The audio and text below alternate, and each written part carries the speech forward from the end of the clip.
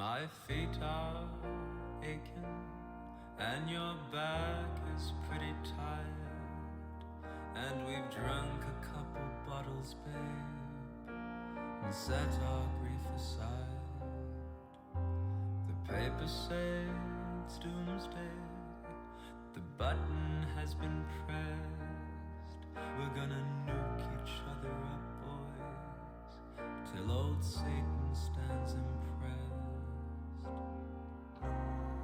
And here it is, our final night alive. And as the earth burns to the ground, oh girl, it's you that I lie with. As the atom bomb locks in, oh it's you I watch TV with. As the world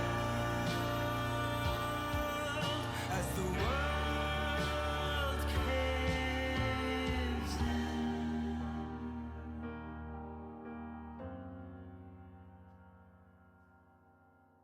You put your finest suit on, I paint my fingernails.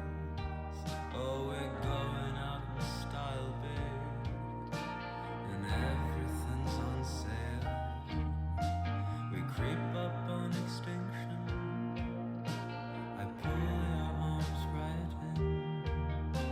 I weep and say goodnight, love, while my organs pack it in.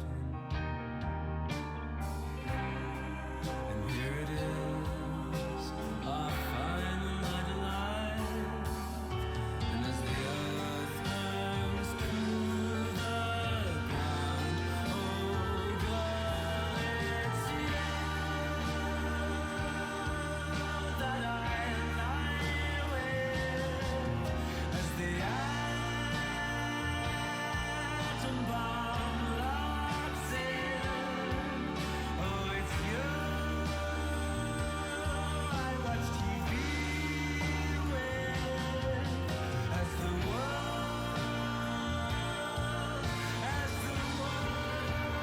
caves, oh it's you that I lie with. As the atom bomb locks in, yes it's you I welcome death with.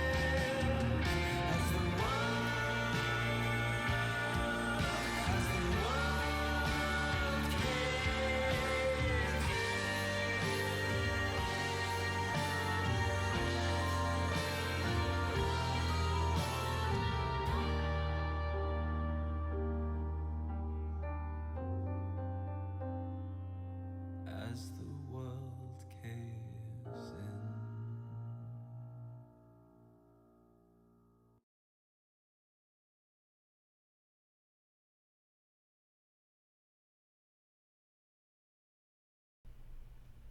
It's me!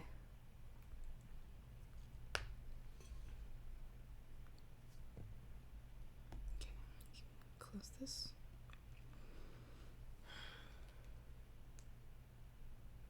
How's everybody doing? It's Friday.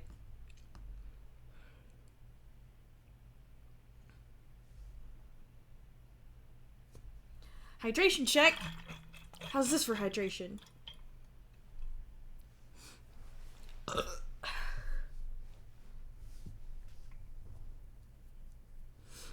My big old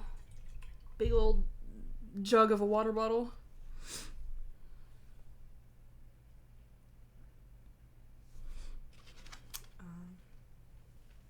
Move this out of the way. Move this out of the way. We be moving things out of the way, dog. You still feel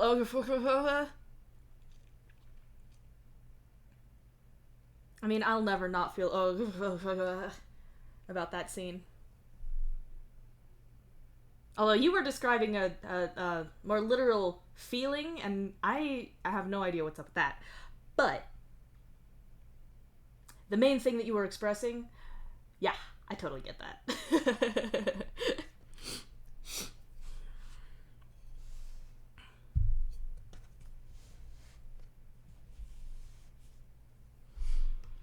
Well,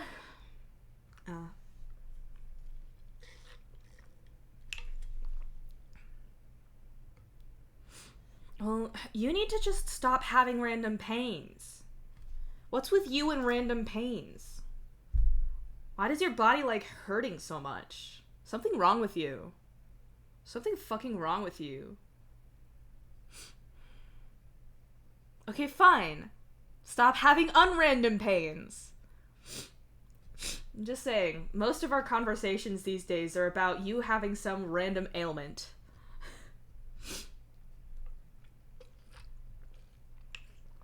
And I think that that is mysterious and strange.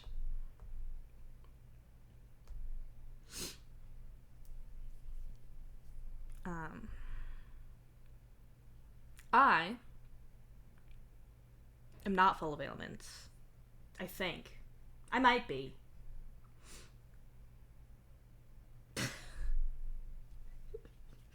You quiet.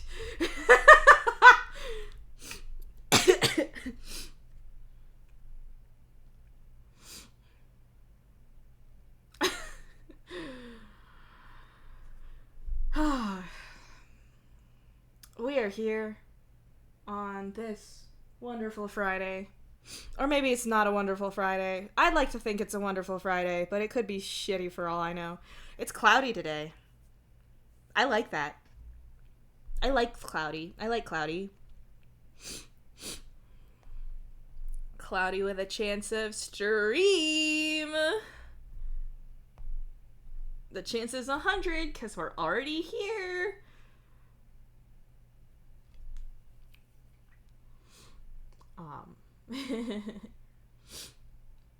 So, how's it? I was gonna say, how's it going again? I already asked that. We've established how it's going.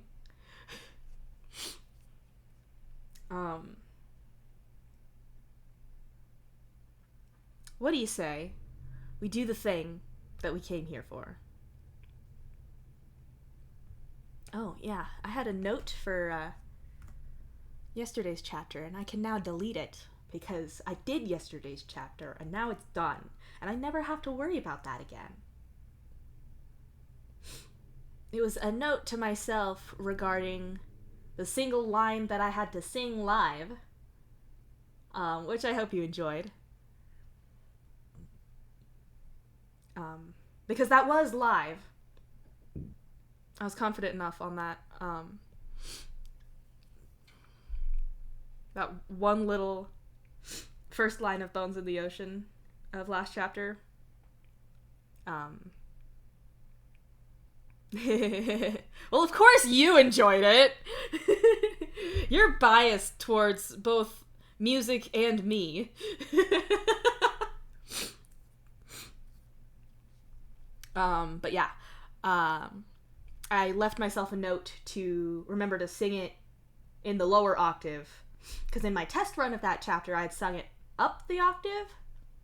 And I don't really need to, because at least the version that I was pulling my auditory memory from is in D major, and so it's not a problem for me to hit those notes. I just needed to remember that that's not a problem and actually do it.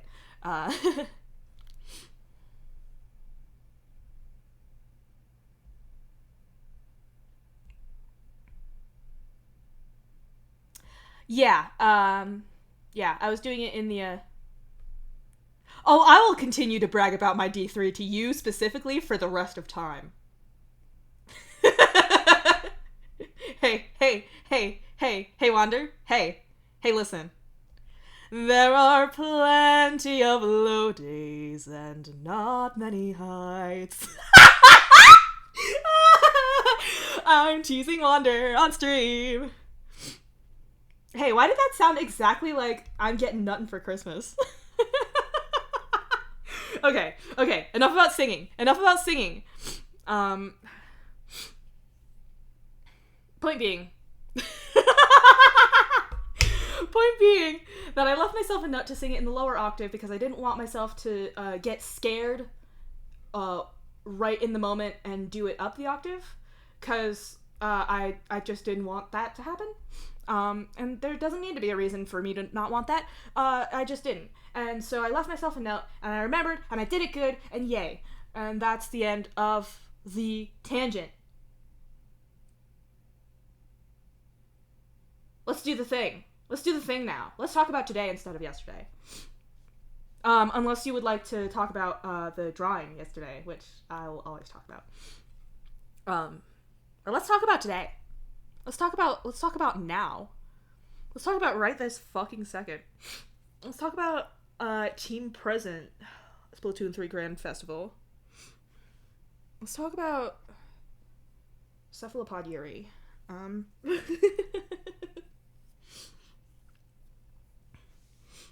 You know I gotta support my girls. The fest is over. I gotta make it clear. I'm just not over it.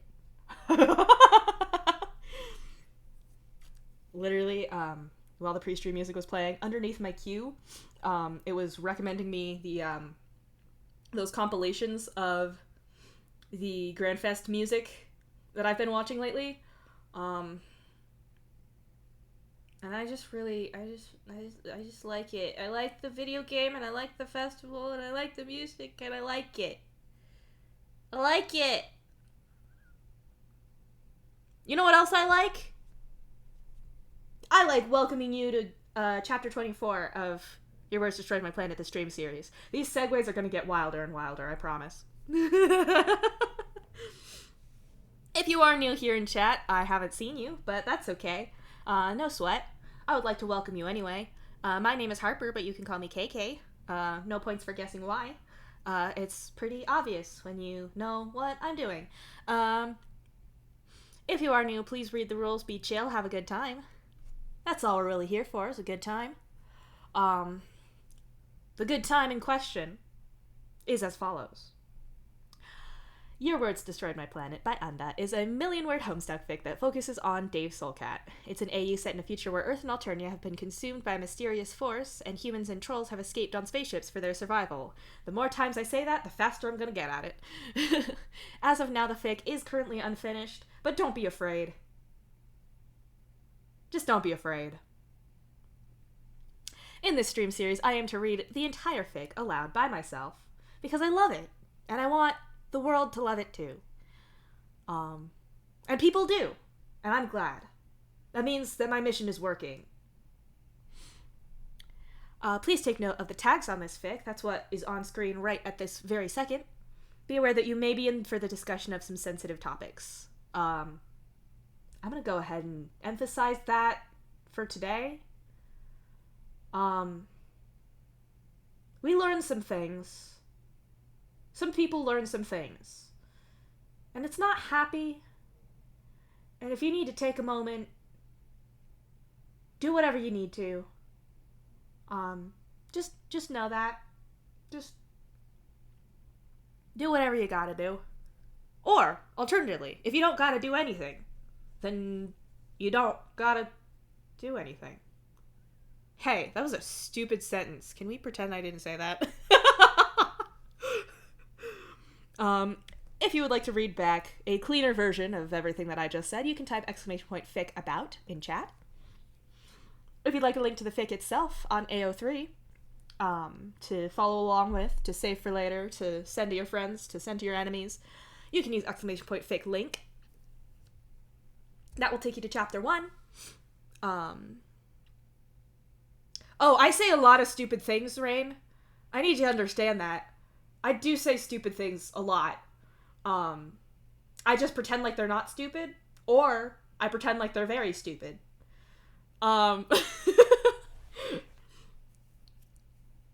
It doesn't necessarily mean that I'm stupid, it just means that sometimes the sentences are stupid.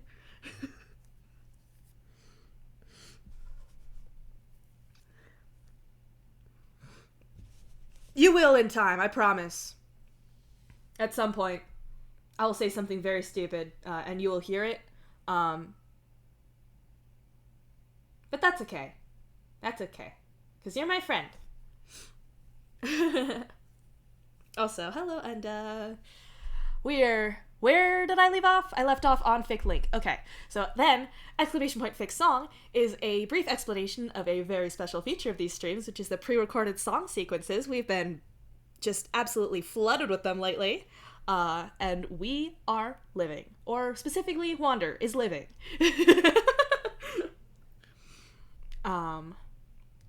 Exclamation point Fic Song cannot tell you which song is currently happening, unfortunately, because that would require me to update it every time we had one. And I would not remember to do that. I knew that, so I didn't. I didn't try to commit to that. But that's okay, because if you're wondering what the song is and you don't already know it, well, I know it, because I'm the one who had to put it there. So, you know, I'm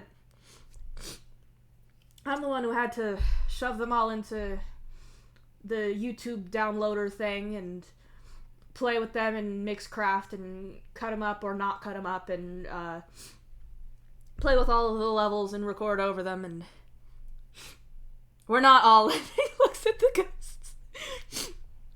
I'm a ghost. Hey, wait a second.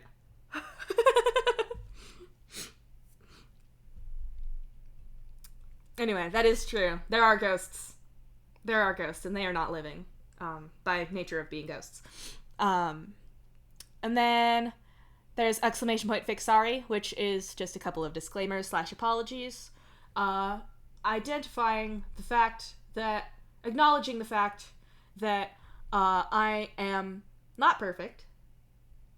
And so if you ever catch me doing something not perfect, simply don't say anything about it, because I know.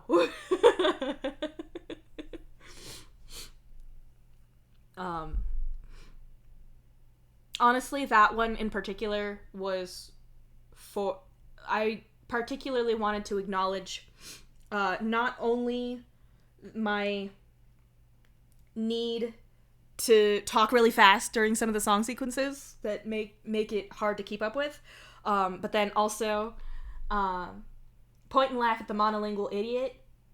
I'm a monolingual American English speaker, and that's the only thing that I speak, and I'm obsessed with getting things right.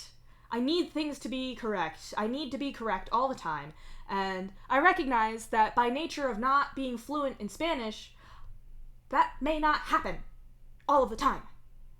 And yesterday, I did also say some Spanish, like a full sentences, and I hope I did good. But if I didn't, that's what Fic Sorry is for. That's basically the reason Fic Sorry exists, is sorry that the song sequences I talk so fast and the audio leveling is a little bit weird, and sorry that I'm monolingual. I can't help it right now. I plan to learn some languages. At some point. Unfortunately, that day is not today, and it wasn't yesterday either. And it won't be tomorrow, and it won't be the day after that. I don't know when it will be, but not that soon. Anyway, that was a long tangent. I just wanted to dig into that now that there's context.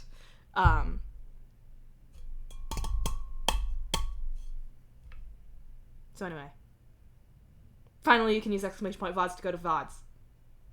It's on YouTube. I put them up as fast as I can. Yesterday's only took like half an hour to go up. I'd say usually within 2 hours of stream ending. Because I try to get them started like right after I stop streaming. And YouTube does its whole like processing and copyright checks and all that shit. So it takes a bit, but I try to publicize them just as soon as possible.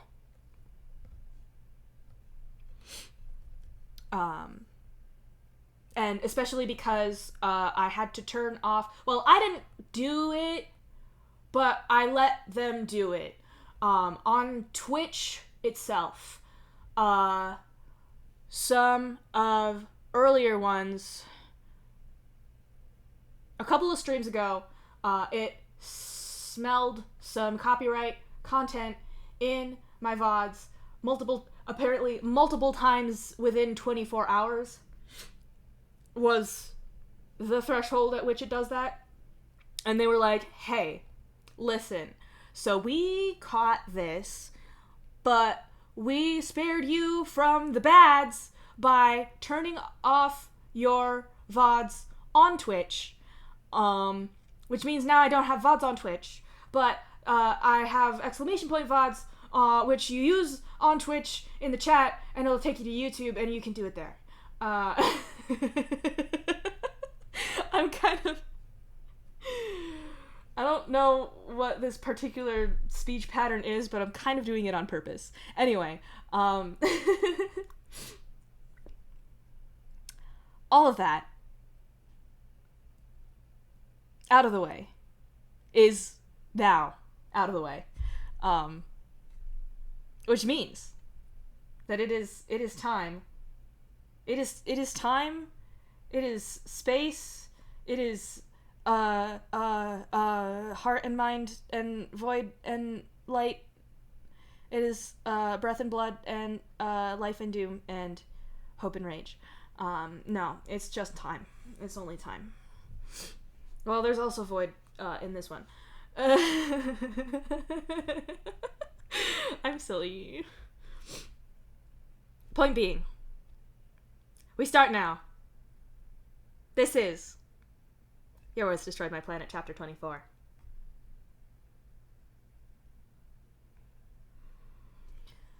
When you walk into your hive on the evening of Fozer's death, you find Gamzee under your bed. At first, you're terrified that it's GHB pulling some jump scare hoofbeat shit, but that's made moot by how he's floating in the corner of your room, forcing you to pretend not to see him when you turn the light on. Gamzee, I know about Fozer, you say quietly. Oh, how true that statement is. You crouch down and look under the bed to see Gamzee. Gamzee under the bed is never a good sign. That's how it happened back then. 2 kids don't show up to school, no one can contact their ancestors, so social services paid a visit. Kurlos, dead on the floor with GHB, sat silently in the main room like he was waiting for something, and Gamzee hidden under his bed with Kurlos' blood stuck to him. Gamzee hiding under the bed is never good. You get under there with him. You tell Gamzee that he didn't deserve it and that you're sorry it happened.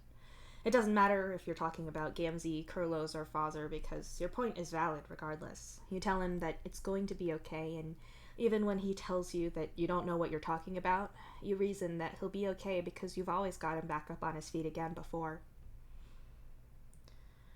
You coax him out and hold him through it, order his pieces back into something functional. The funeral is the next day, after all. Sailors don't fuck around with waiting times for official funerals.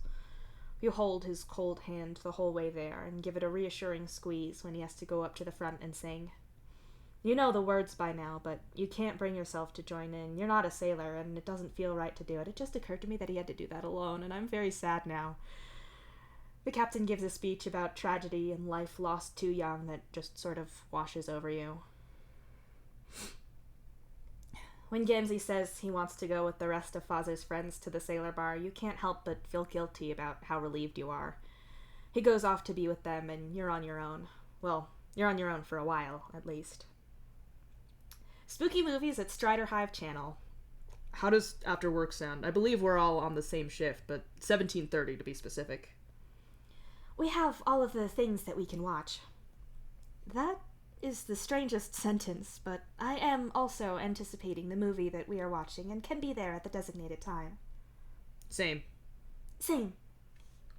Gamzee just got done with the funeral. I took the day off for it, so I can head there now. I'll have the door unlocked for you then, Carcat. I'll set a temporary door pass to your key. Thanks, Hal. The Strider Hive opens for you when you get there, although there's no one else there when you arrive. No one else who is living, at least. How did it go? Silas asks, hovering a little off the ground by the TV. I didn't see anything weird, if that's what you mean. Gamzee's pretty clearly fucked up about it all. He and Fazar were friends, and obviously worked more closely than I'd realized before all of this. You sigh and drop into an armchair. Silas isn't really looking at you, his gaze downturned to the floor. Everything okay? You ask, after a moment or two of silence. Yeah, Silas trails off, his shoulders slumping. Silas? You prompt him. Seeing Disciple with someone else isn't great. She can't see me either, no matter how hard I try. Silas says quietly. Oh, you whisper. That's not something you can make better. My other descendant can't see me either, he adds. I'm sorry, you say finally. It must be so hard for Silas, being dead and being so aware of it. You're literally the only person he can talk to right now, and the people he loved are either dead and unreachable to him, or alive and have moved on. That's gotta suck on a massive scale. You're not sure that pointing that out is going to help, or elaborating on it in depth without actually being invited to talk about it. Instead, you're going to go with the last thing he said. I probably should talk to Cancry about all of this. He was pretty open with me about there being some big conspiracy going on. We didn't know it was about ghosts, but still, I should return the favor. Not sure how that conversation is going to go, but I'll definitely need your assistance with that again, because no way in hell is he believing me without that, you say begrudgingly. Do you two like each other? Silas asks, after a moment. That's a big question.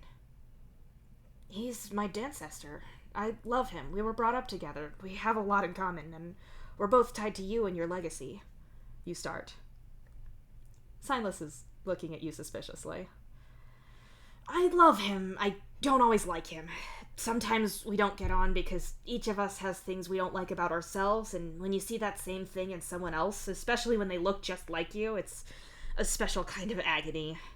I find him insufferable because I worry that I'm annoying to people, so seeing him being annoying gets to me so much worse.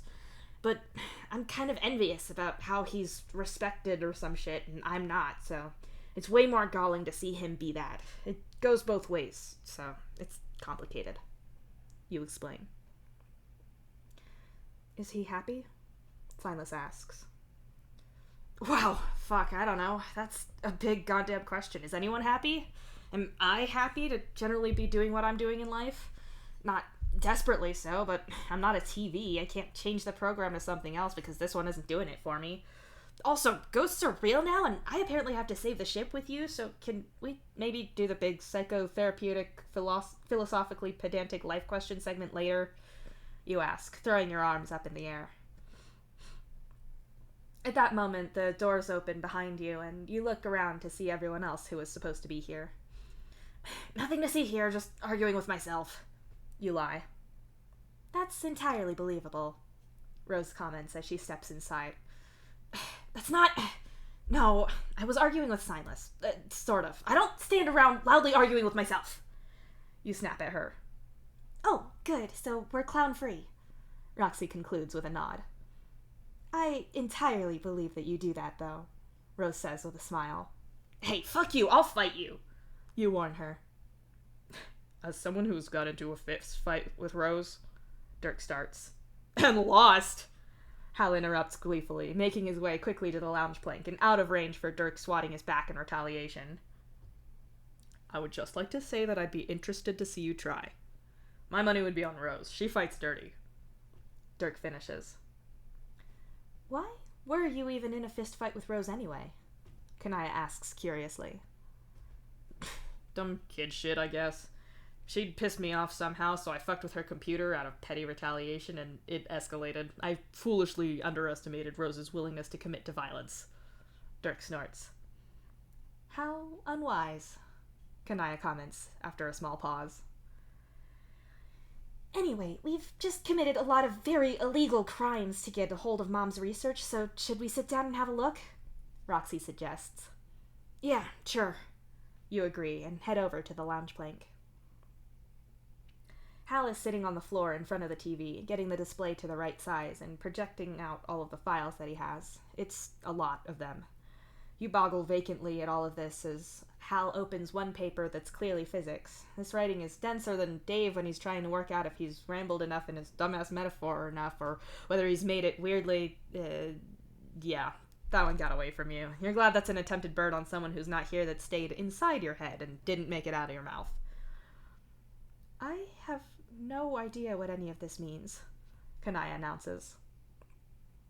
We'll probably have more luck with the annual backup video reports. Those tend to be explained in relatively plain language, Rose says. I definitely know what that is, but I'm not sure Dirk does, so can you explain that for him? Roxy asks hopefully. Dirk, of course, elbows her. Rose sighs, but obligingly explains. Whenever you're running any study, you're required to back up your data with other ships. We have a network of remotely hosted work. This is how we disseminate anything between ships, from TV to important documents, and minimize the risk of data loss if we should lose a ship. When you're doing long-term work over the course of several years, you're required to set up the experiment and explain in an unofficial report just what you're doing, how, why, what your methodology is, everything. You then give updates whenever you have a chunk of publishable data, and every year you're required to upload everything you have in whatever raw state you have it, and to put up a video explanation. It's just so if your ship is destroyed, that knowledge isn't lost, and someone else can pick up all of your data and methods and go about redoing your experiment if it looked like it had promise. That's what all those video files will be, and because she has to explain everything verbally, it'll be a little clearer and give us an overview as to what she was talking about before we read into everything. Rose explains. Okay, well, let's pick something and maybe Rose can read along the scientific side of it if it's a psychology one. Fuck it, I'm picking one at random, Hal says and taps the screen. The file loads, and you get the odd experience of looking at someone definitely related to the Strider kids, but also looking different. Something about her seems detached, clinical, and cold in a way that you don't think you've ever really seen on any of her kids. Dirk and Hal often have a pretty flat effect that Dave flicks into when he's shut down about something, but that's not cold as such. You've seen Rose work and be professional, but then she's sharp and tuned in, but still warm. This is something else, and you're not sure you like it. Annual Unpublished Research Update 15. Dr. Lalonde says as she leans back in her chair. Long-term subject count is currently at 112, 84 of which are still alive. The newest subjects fit into the same neural patterns exhibited in the previous subjects. I have attached the summary data for these. As I mentioned in my last update, in year 14, I have been finding it harder and harder to acquire new subjects from existing sailor pools. They have become reluctant to engage with my research. Although my research assistant was able to break into a secret means of communication between self-identified balancers, which did enable us to acquire our newest subjects. Dr. Lalonde sighs. Pause it, Dirk says, and the video freezes. So she's definitely doing related research. Rose, what's she talking about with subjects being alive or not? Roxy asks, looking around at her younger sister, although surely the alternative to being alive is pretty obvious and not great. Rose makes an uncertain noise and starts looking through her tablet and quickly starts to read something, presumably the files that accompany this particular video. She was running some kind of long-term study with her subjects as, well, I would say it's an inpatient study, but it seems like they were there involuntarily, though she's tracking a few as external patients, too. Rose says in horror as she flicks through information on her tablet. Wait, as in she had people imprisoned for this? You ask in alarm. I think so, yeah, Rose whispers. Hal hits the play button again. Subjects 8, 14, 18, 33, 42, and 43 are still reporting regularly from our satellite vessels.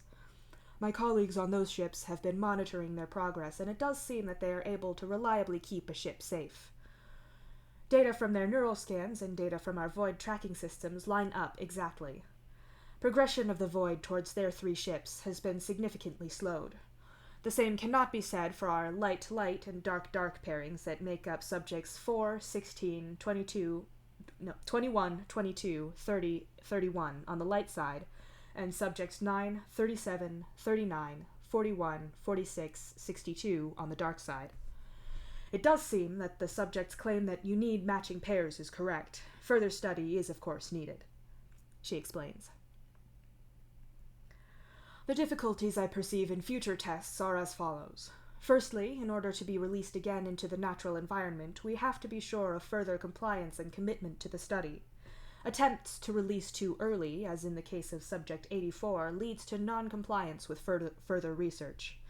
Subject 84 attempted to flee during a ship-to-ship meeting and would have been lost completely if Subject 56 had not informed us of his intentions. As a result, we have had to keep 84 isolated from new subjects, lest he contaminate more research. Dr. Lalonde explains, with a displeased wrinkle to her nose as she speaks. Hal pauses again, and everyone looks at Rose. Subject 84, Rose murmurs as she searches. Rose straightens up a little as she reads the file aloud. Subject 84, status deceased. He was brought into the study in year 7 at age 24, identified as a light balancer. It states that he was non-compliant with research for the first year, only identified by his co-workers who turned him in and the MRI done on him when other subjects were balancing. After his first year in the program, he started cooperating, to the degree where he was included in a test program on another ship, where his job was to balance there. It looks like he fled as soon as there was an opportunity available. When they brought him back to our ship, he refused. Rose trails off.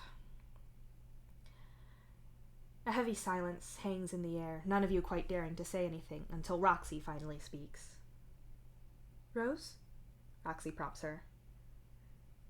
He refused to speak again. Eventually they put him in a small one-person pod out close to the void, and the void suddenly advanced, and he was never seen again. When they pulled the individual pod back in, he was gone. Rose says quietly. So she kidnapped him against his will. He feigned compliance to be allowed to leave, and when he couldn't escape, she let him die. Dirk concludes. I have a feeling that some of the methods she used to try to get him to comply after that were human rights violations, but that's a pretty fair summation of this mess, yes. Rose nods. Jesus, Roxy says in horror. How is this possibly legal? Kanaya asks. If she had the backing from the right people, she may have been effectively given impunity to do what she liked, and seeing as she looked to be holding people against their will, that seems the most likely situation. Dirk says grimly. So, what changed to get her caught? Roxy wonders. Change in power, maybe? Or she wasn't producing the results people wanted? Dirk says with a shrug. I have to hear the rest of this. I have to know, Hal says, and hits play once again. On screen, Dr. Lalonde starts to talk again. The second conflicting problem is that these balancer types seem to emerge naturally in what I can only characterize as an almost immune response in a large group of people. Although that presents more research subjects going forward, it does muddy my data, leaving me uncertain as to whether changes are due to my own subjects or to newly emerged balancers or some mix between the two, she says with a sigh and leans back in her chair once more. On the upside, I have improved our method of tracking the void and have actually been able to publish several papers on the matter. And ships that have been using my new methods have had significantly fewer issues, which also means that I have better data for locating subjects for the study and better data to compare the progress of my research subjects on our satellite vessels. If the research program was allowed to expand more, I would be able to track this far better in a far greater data pool, but for the meantime... Dr. Lalonde gives an irritated sigh and shakes her head. You watch as she leans forward and flicks through onto a new page on her tablet. I've uploaded all of the data regarding the main subjects, and this is being collated with the satellite ship's data as well.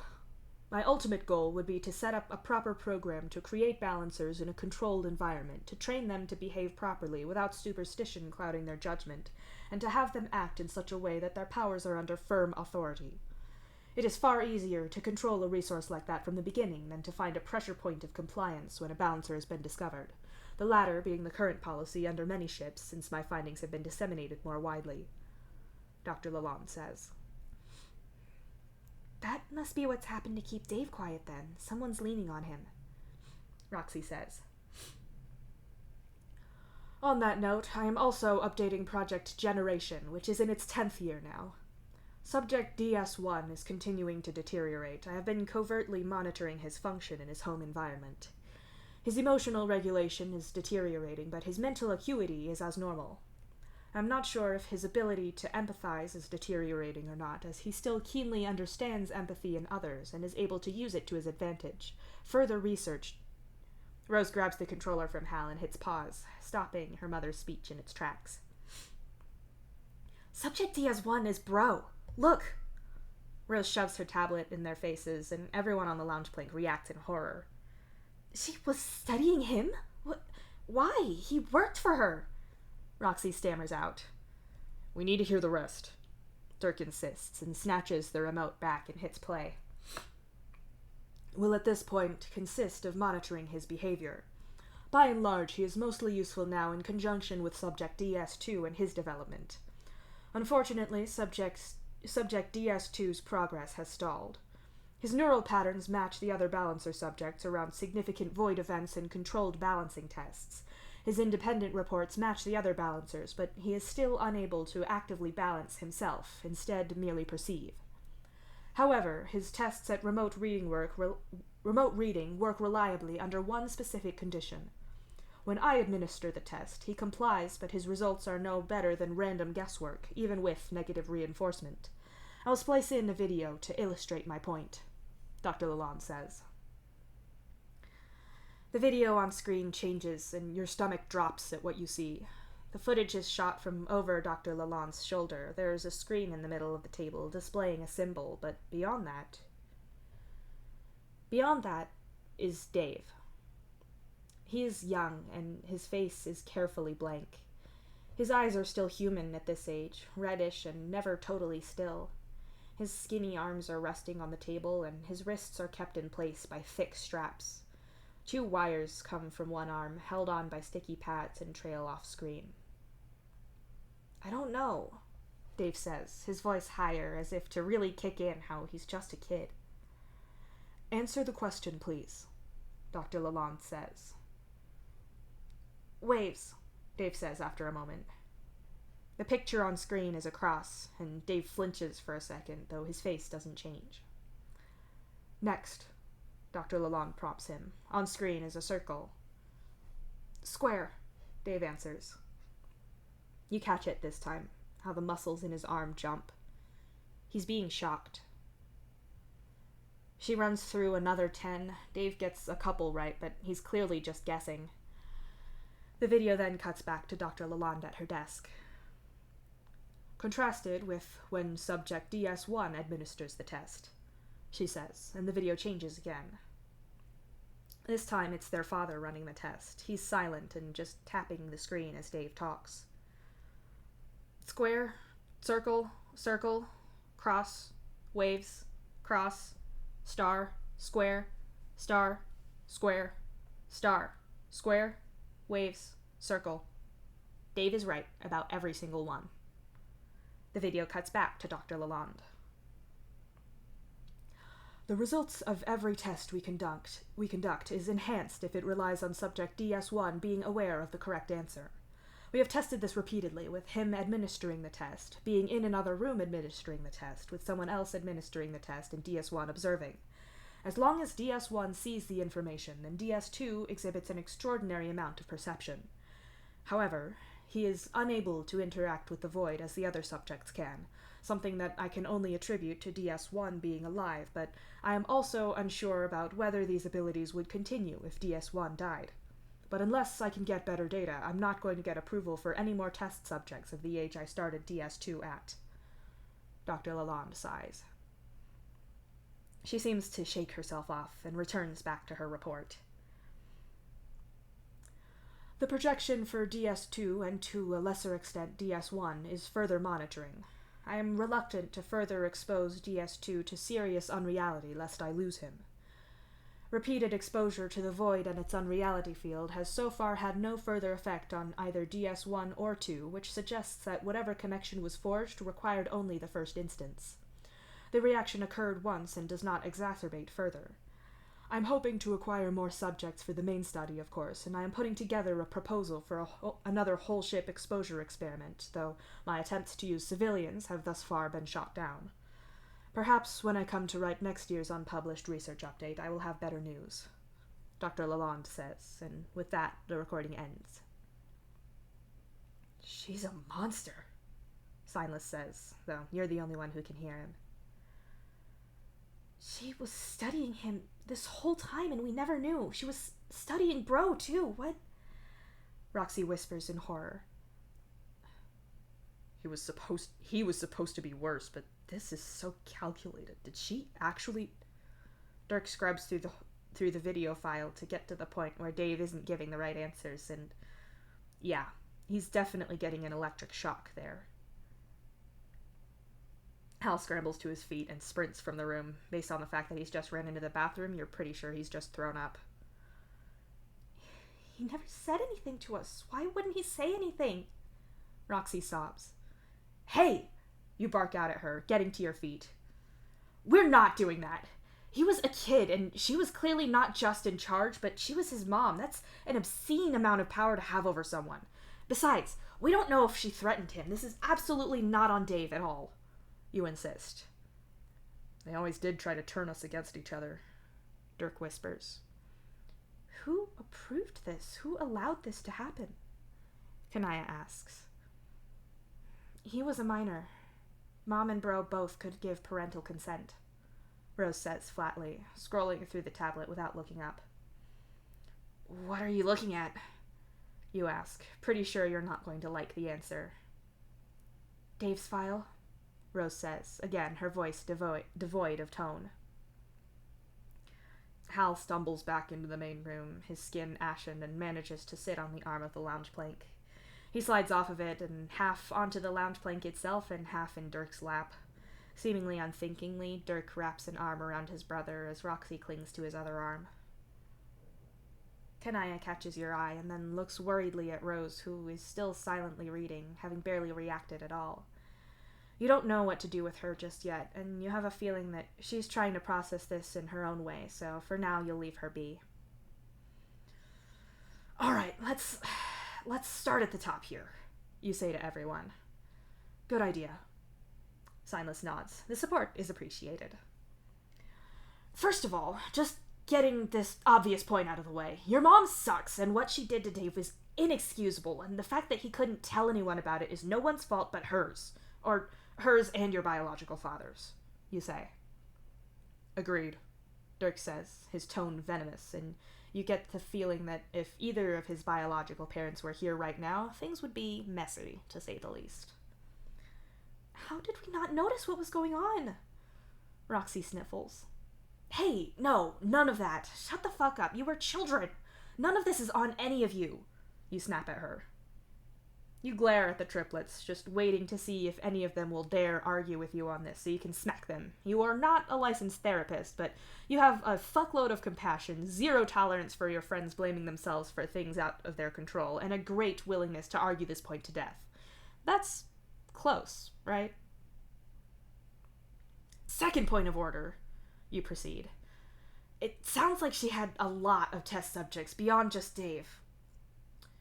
126 in the main study by the time she was arrested, as well as an equal amount of people participating as controls, not including Dave, Bro, or people in her ship experiment, Rose says flatly from her armchair.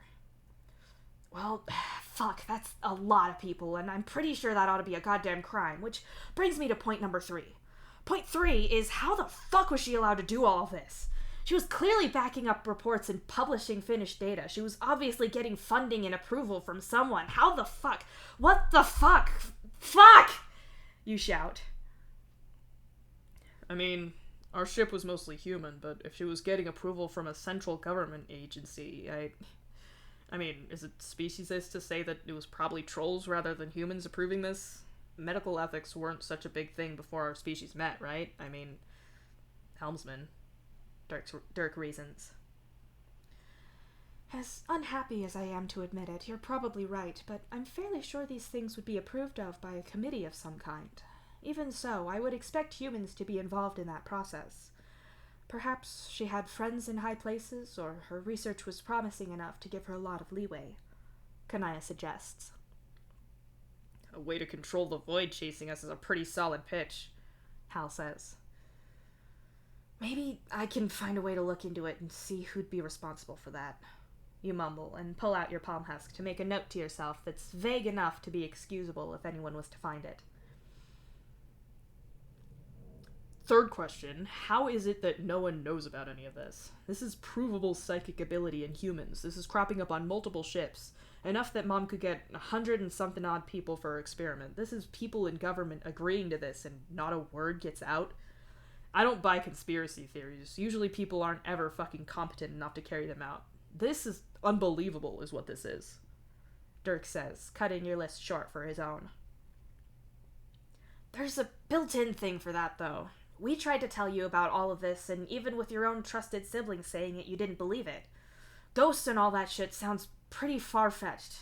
If people are primed to not believe you, then you're likely to give up telling them, you point out. And it forms a natural in-group, out-group dynamic. We know the truth, they never believe us, keep it secret. Hal agrees. Right, but the moment you knew something, you had no way of believing we listened, Roxy counters. That still doesn't account for Mom's research, which sets things out in plain black and white with research methods, studies, and science. How'd that not get out, and why wouldn't it get out? Why keep it secret? Dirk points out. Part of it's probably a PR thing. If you're researching something as out there as dead people being controlled by specific living people who have the power to hold back the void or some shit, and we've been torturing people to find this out, then you want a finished, decisive thing to show for it at the end. Otherwise, you just look crazy and incompetent, neither of which are good looks for our leaders to have. If it gets out before then, you can just deny all knowledge of it, say that your mom was acting way out of line from what she was meant to be doing, and deny anything she has to say about it, you say with a shrug. I know we missed a lot of the court case. Maybe that's worth digging out, Hal murmurs. It could help work out what went wrong for her, which could show us who was enabling this. You agree. Rose? Kanaya asks quietly, but Rose is still reading at a rapid pace, her eyes darting back and forth as she scrolls. Rose, you're kind of quiet, Roxy points out ever so carefully. I have a file I need to play, Rose says, and flicks it from the tablet to the screen, making you sidestep around it so you can see it. Once again, it's Dr. Lalonde sitting at her desk, though it's clearly a different day. Based on the timestamp in the corner, it's several years prior to the last thing you watched. This is Dr. Lalonde, recording for the setup to Project Athenian Loom. The purpose of this project is to test the specific hypothesis that knowledge of the void across a ship predisposes a ship's population to interactions with the void. As a quick terminology note, before I explain the background to this study, I will be using these terms as follows, and I will be borrowing from terminology coined by the native population aware of these phenomena. An unawakened person is someone who has no knowledge and experience of the void beyond knowing that it is following our ships and consumes what it can. A person who is waking up may experience some inexplicable phenomena more in line with the cultural understanding of hauntings or interpret their experience as mild psychosis. A person who is awake is someone who understands the nature of the void and can see and experience supernatural phenomena. A balancer is someone who is able to manipulate the void in such a way as to change its behavior. They experience a ghost of some description that can be verified by other balancers. She continues. So, I'm a balancer, you're all awake, okay? You say quietly and nod. It is the opinion of many balancers that awareness of the void in any state of wakefulness can act as a beacon for it, and it hunts out people who specifically reach for it. Their argument is that it is then safer for people to not know.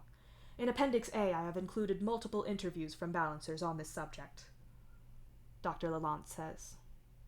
So, it is a conspiracy then. They're keeping it quiet. However, balancers have a natural bias in this regard. They are more likely to come into contact with people who are awake or waking up, and so they're more likely to hear about negative interactions with the void than they are with the general population.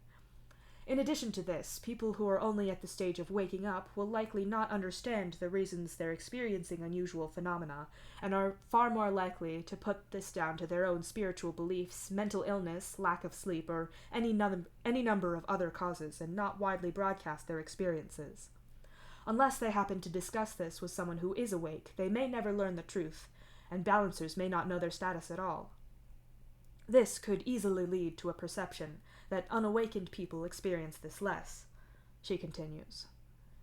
That makes sense, right? But then, what about what happened to Vicari?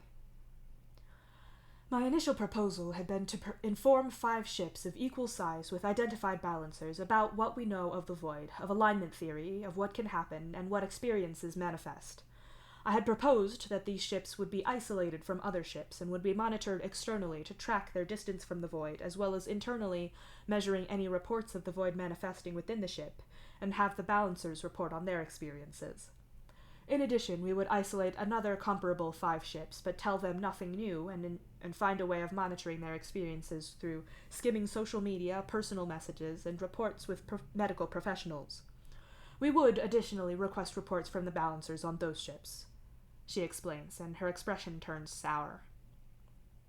How many people would that be? Surely you couldn't ask for informed consent without messing with the results of that study, and how can you put people at risk when you've been told there's a huge risk to it? Unfortunately, my proposal was rejected, and Project Athenian Loom had to be modified. As it currently stands, we have only 2 very small ships, holding only 200 participants each. I have also not been allowed to use the general populace, but rather inmates whose participation has been offered in exchange for early release. Ship 1 will have 198 inmates aboard, with 2 balancers from our program. Ship 2 will be the same. I have excluded from the project all participants with any kind of psionic ability. I've also excluded participants with any psychiatric conditions. I've also balanced the ratio of humans to trolls between the ships, as well as making the hemospectrum spread identical and the gender ratio the same between the 2 ships. Since the conditions will automatically be artificial here, I may as well control for as much variance as I can, Dr. Lalonde says with a sigh. As I cannot simulate a natural environment with families, friendship groups, emotional ties, and the like, I will instead give both groups a week before we inform Ship 1 about the void. My hope is that this small period will at least foster some bonds within the ship that could at least hold a token imitation of relationships in the general population. I will attempt to simulate work and the relationships that fosters by giving each participant a job and responsibilities. But as I have to leave core ship functioning automated and isolated from the participants, I predict that they will not be invested enough to undertake their simulated work, as it is clearly not vital to their survival.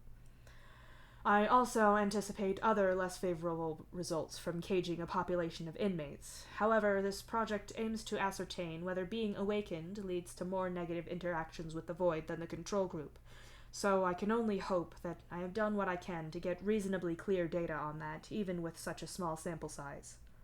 Dr. Lalonde sighs, and the clip stops playing. You all look at each other uneasily. So, obviously that's a really limited, badly designed, and unethical study, but what happened? Hal asks, his tone wary. Rose doesn't answer, but instead flicks another video file over that starts to play. It's their mother again, but she looks stressed and irritated. There's a half-full glass of something at her side that looks a little stronger than you would expect in a professional setting. Maybe it's just water and ice, but generally speaking, people don't serve ice water with an olive in it. Dr. Lalonde leans forward on her elbows and breathes deeply for a moment before starting to speak in a terse and frustrated tone.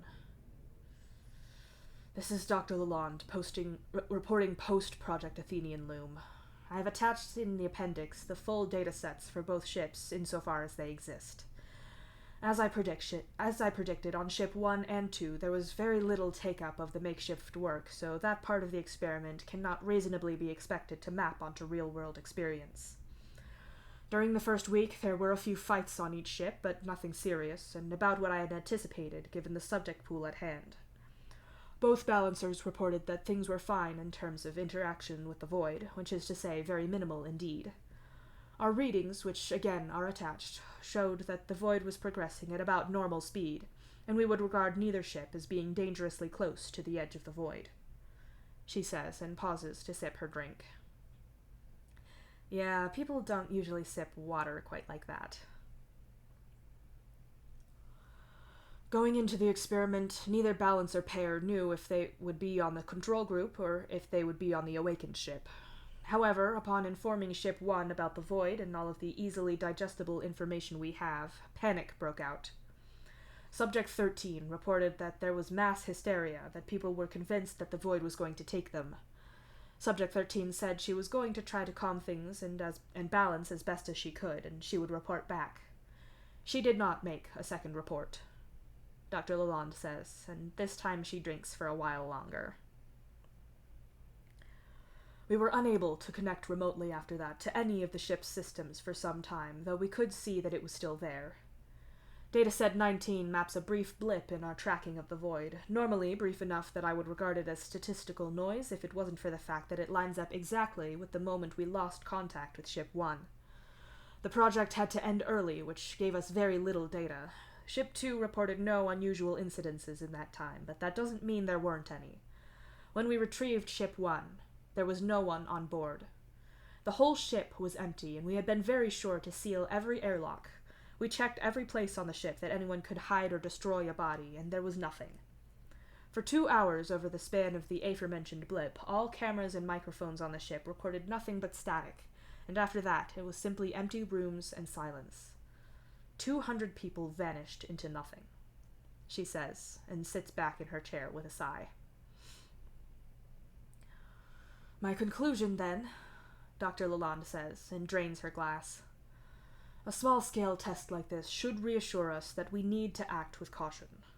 The truth can clearly be dangerous if not handled properly, but this is true of many things. A delay in an anticipated crop delivery is neutral information, but if the public is told there's a food shortage, people panic. People are stupid. However, people in captivity with no connections to each other, no families or friends, are not going to behave as a regular population does. We have no reason to assume that this test in any way models what would happen in reality or in my original experimental proposal.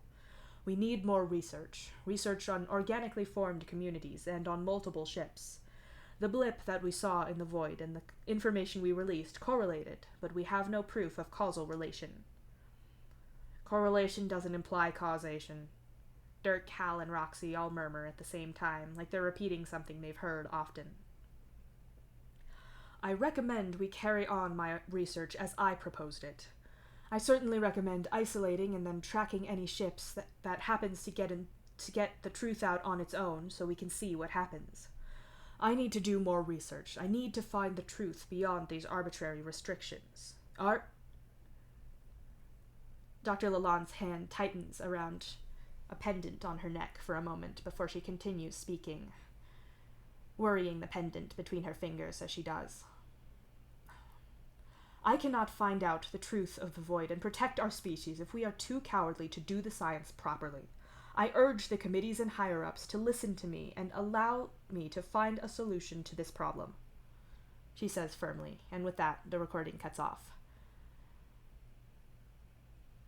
I'm going to assume research that suggested the whole ship knowing about this could make everyone vanish into thin air has put quite the incentive on people who do know about this to not talk about it, Kanaya says. Probably state secret level, which is a good reason for us to not get caught stealing these files, and I'm very glad we were very careful about it. Dirk says with a wince. Don't talk or you might kill everyone you know and take the whole ship with you. That's a pretty coercive threat, you say with a wince.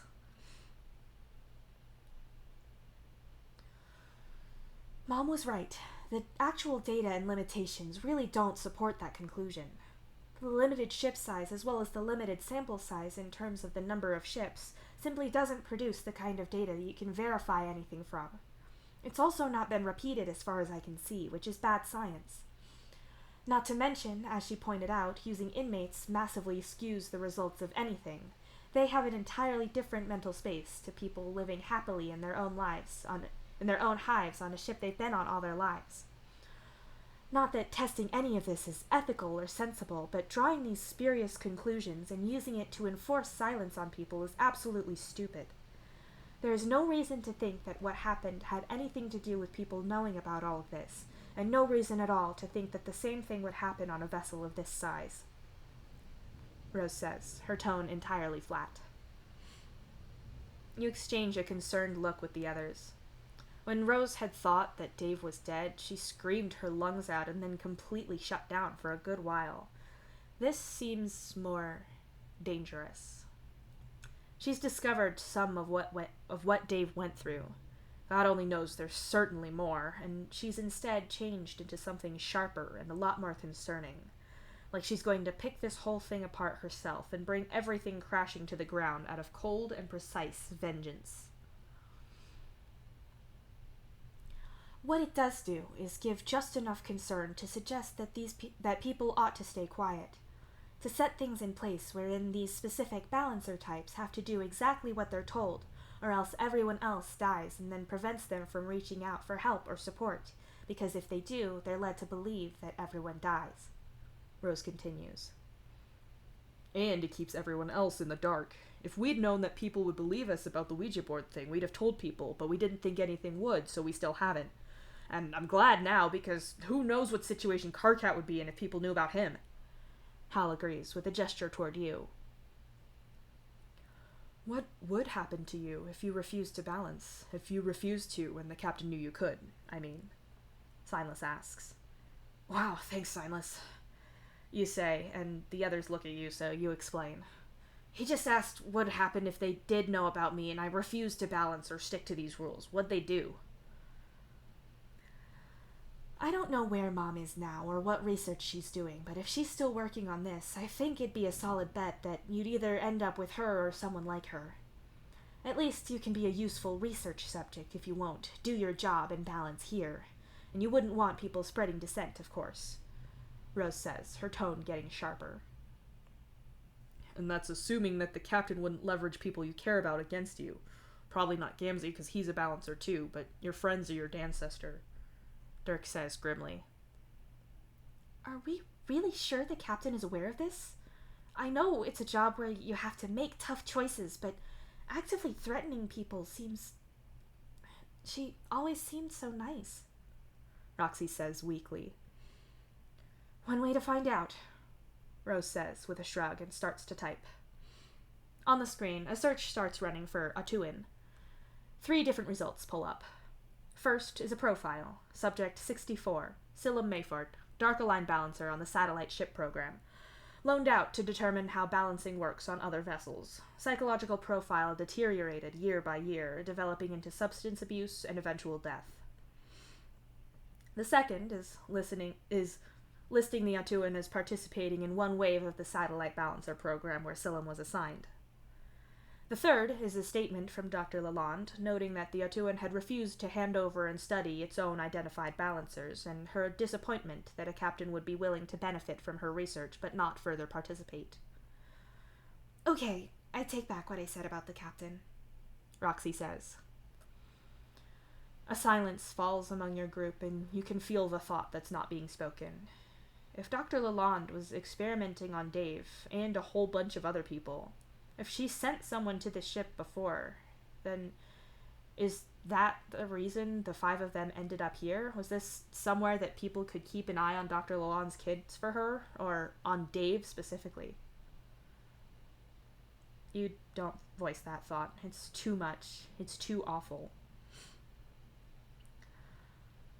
So, Kanaya says, after a long silence, balancers are clearly a known thing on this ship. The captain is aware and has participated, which means she's aware of your mom's research, so she likely thinks that the conclusions of that small-scale test were accurate and is therefore keeping things quiet.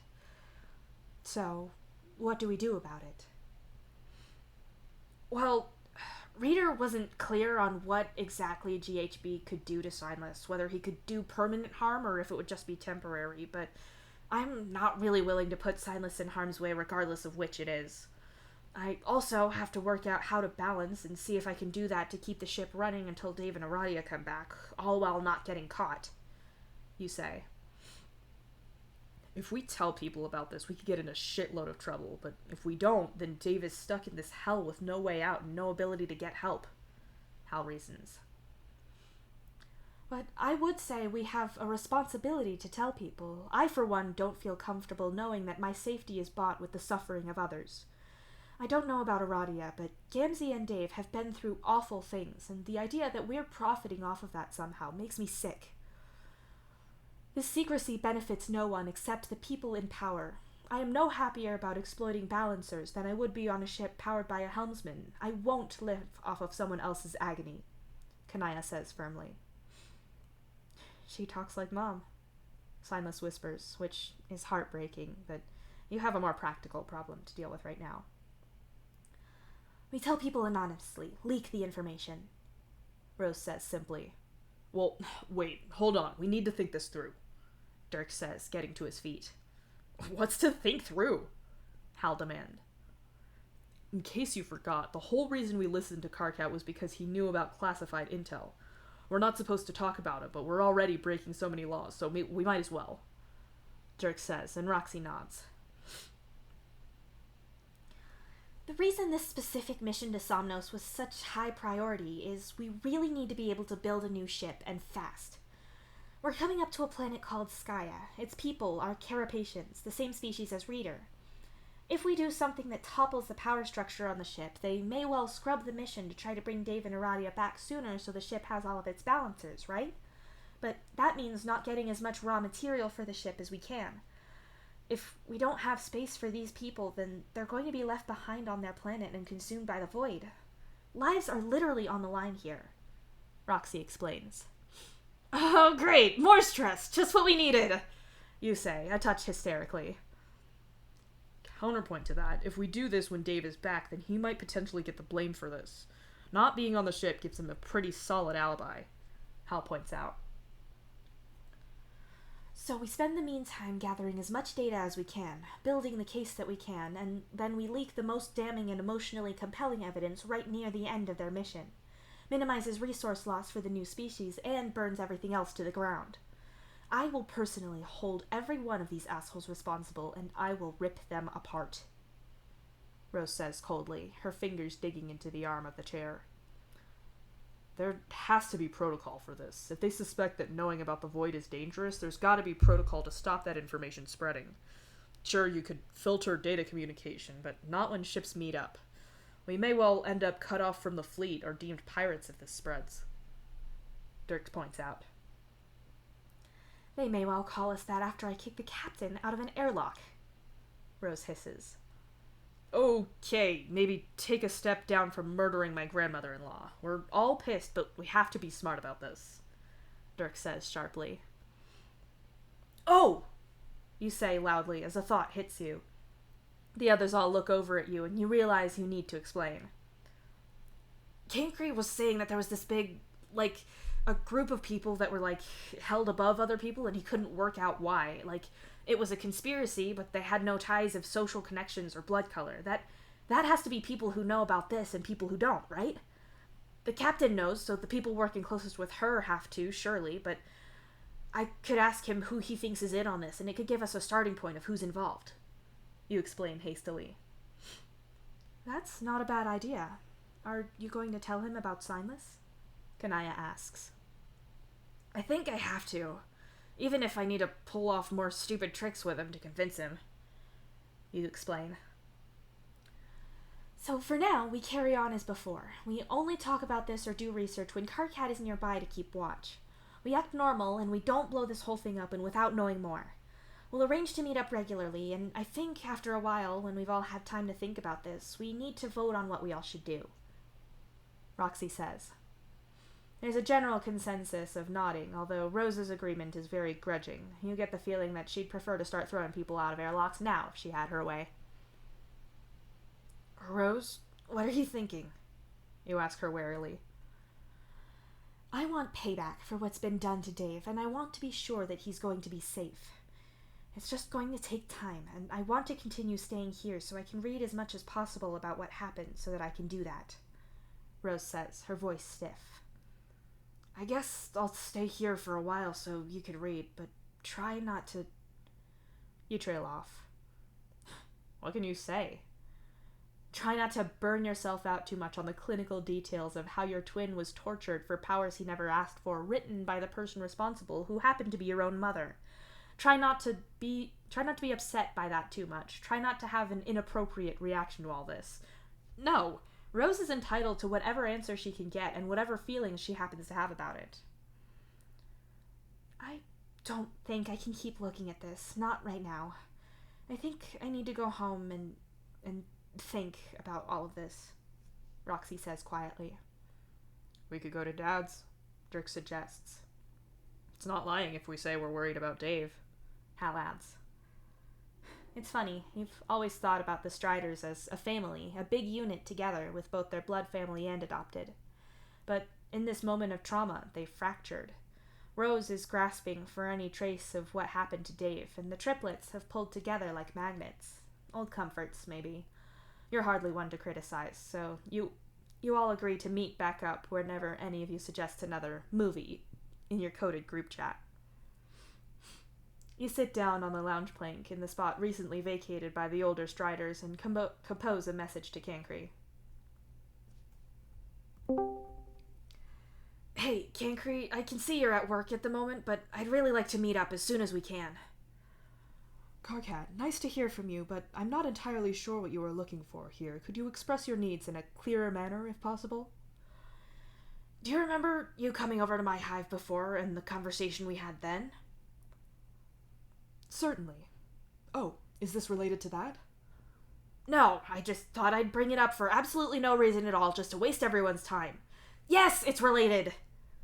There is no need to be snippy about it. Look, can I come over to your hive when you're done with work or not? If this is urgent, I could come home for lunch in an hour. That would be great, actually. All right, I will see you then. Well, I'm gonna meet Cancri in an hour. I'll see what I can find out about that. You sigh. Can I talk to him too? Signless asks quietly. Sure. I can relay anything you say once we get past the whole him not believing me part. You tell him. Maybe I should go have a look around his hive in more detail. Find things you shouldn't be able to know. Signless says after a moment of thought. That'd be helpful. Do you know where he lives? You ask. I've found him already. I'll go now then. Signless nods and walks off through a wall. Bye, then, you mumble. Looking back at your friends, you see both Rose and Kanaya watching you, Rose looking at you over the top of her tablet, and Kanaya giving you a straightforward look of concern. That is very disquieting to watch, Kanaya says slowly. Sorry, you apologize. It wasn't a criticism. I'm not saying you can't do that around us. It's just odd to see only half of the conversation, she explains. Well, he's gone now, so you don't have to worry about it. You tell them both. Rose is already back to reading, and you share a concerned look with Kanaya. What are you reading now, Rose? You ask after a few moments of heavy silence. Dave's file from the beginning. She used him to try to work out if phenomena had to be specifically visual or not, and how someone with as little visual experience as Dave had then would describe things. Her words, not mine, Rose says without looking up. The whole balancing thing between Father and Gamzee felt tactile to me and audio-based too. There was a visual part to it, but that felt more minor if you asked me, you tell her. You've always been quite a tactile person, though. Whenever I make you anything, you always comment on the feel before the look. That's why with you I prioritize the texture over appearance. Kanaya nods. You weren't aware of that, but the fact that your friend noticed that about you and acted accordingly to make you happy makes you feel all warm and fuzzy inside. Instead of giving her a hug, you lean against her side and rest your head on her shoulder. Your eyes drift to Rose again, and after a moment of steeling yourself, you roll off of the lounge plank and shuffle so you're sat at her feet. Gently, you rest one hand on her knee and look up at her. Listen, Rose, you start.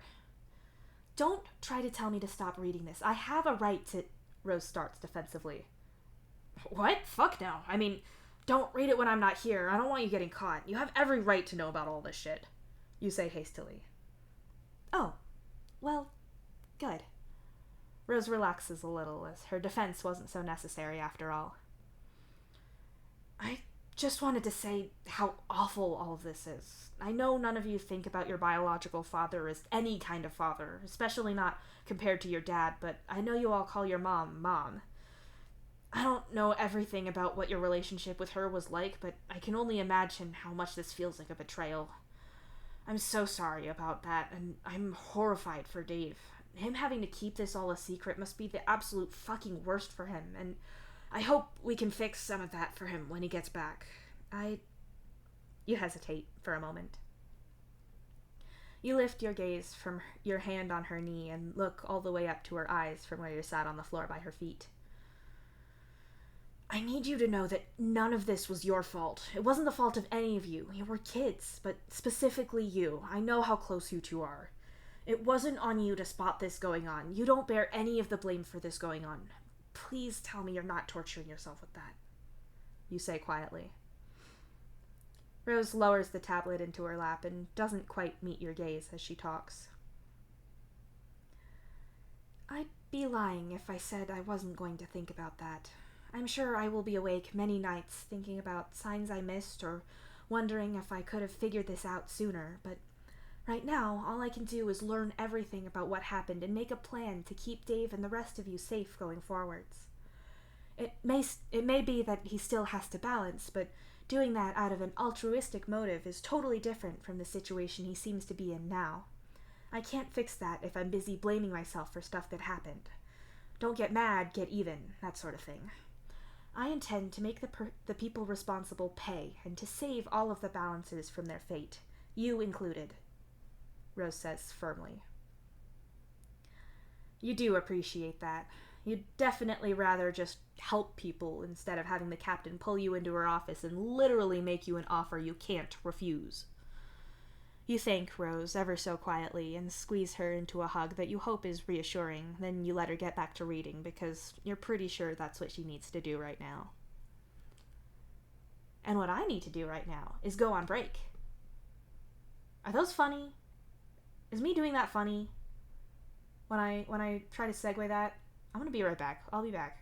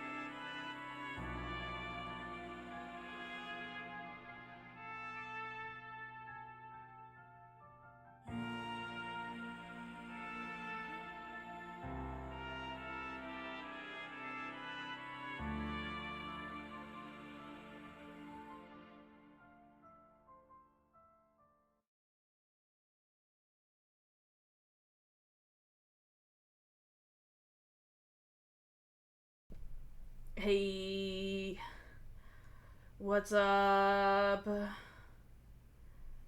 It's me. Hi, Shadow. I love you. I'm having so much fun with you. Hold on, I actually have. Apologies in advance if this is poorly balanced. It could break your ears or it could be really hard to hear. Hi, Shadow. It's me, the devil. I love you. I'm having so much fun with you.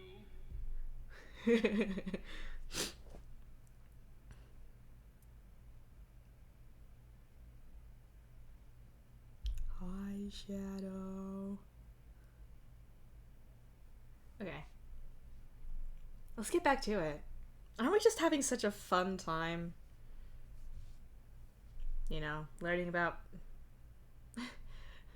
That is what the reference. Um.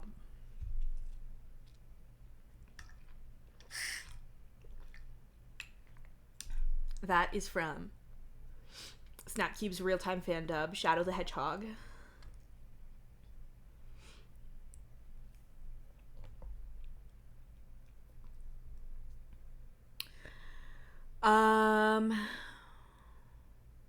Yeah.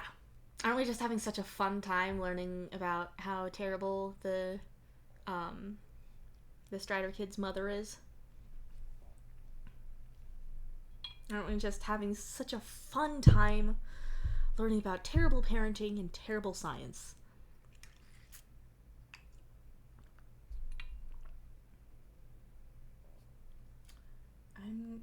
This is almost empty. I'm just gonna drain it and then get it out of my fucking way. Okay, I guess that's that then. Goodbye! Okay, let's get back to it.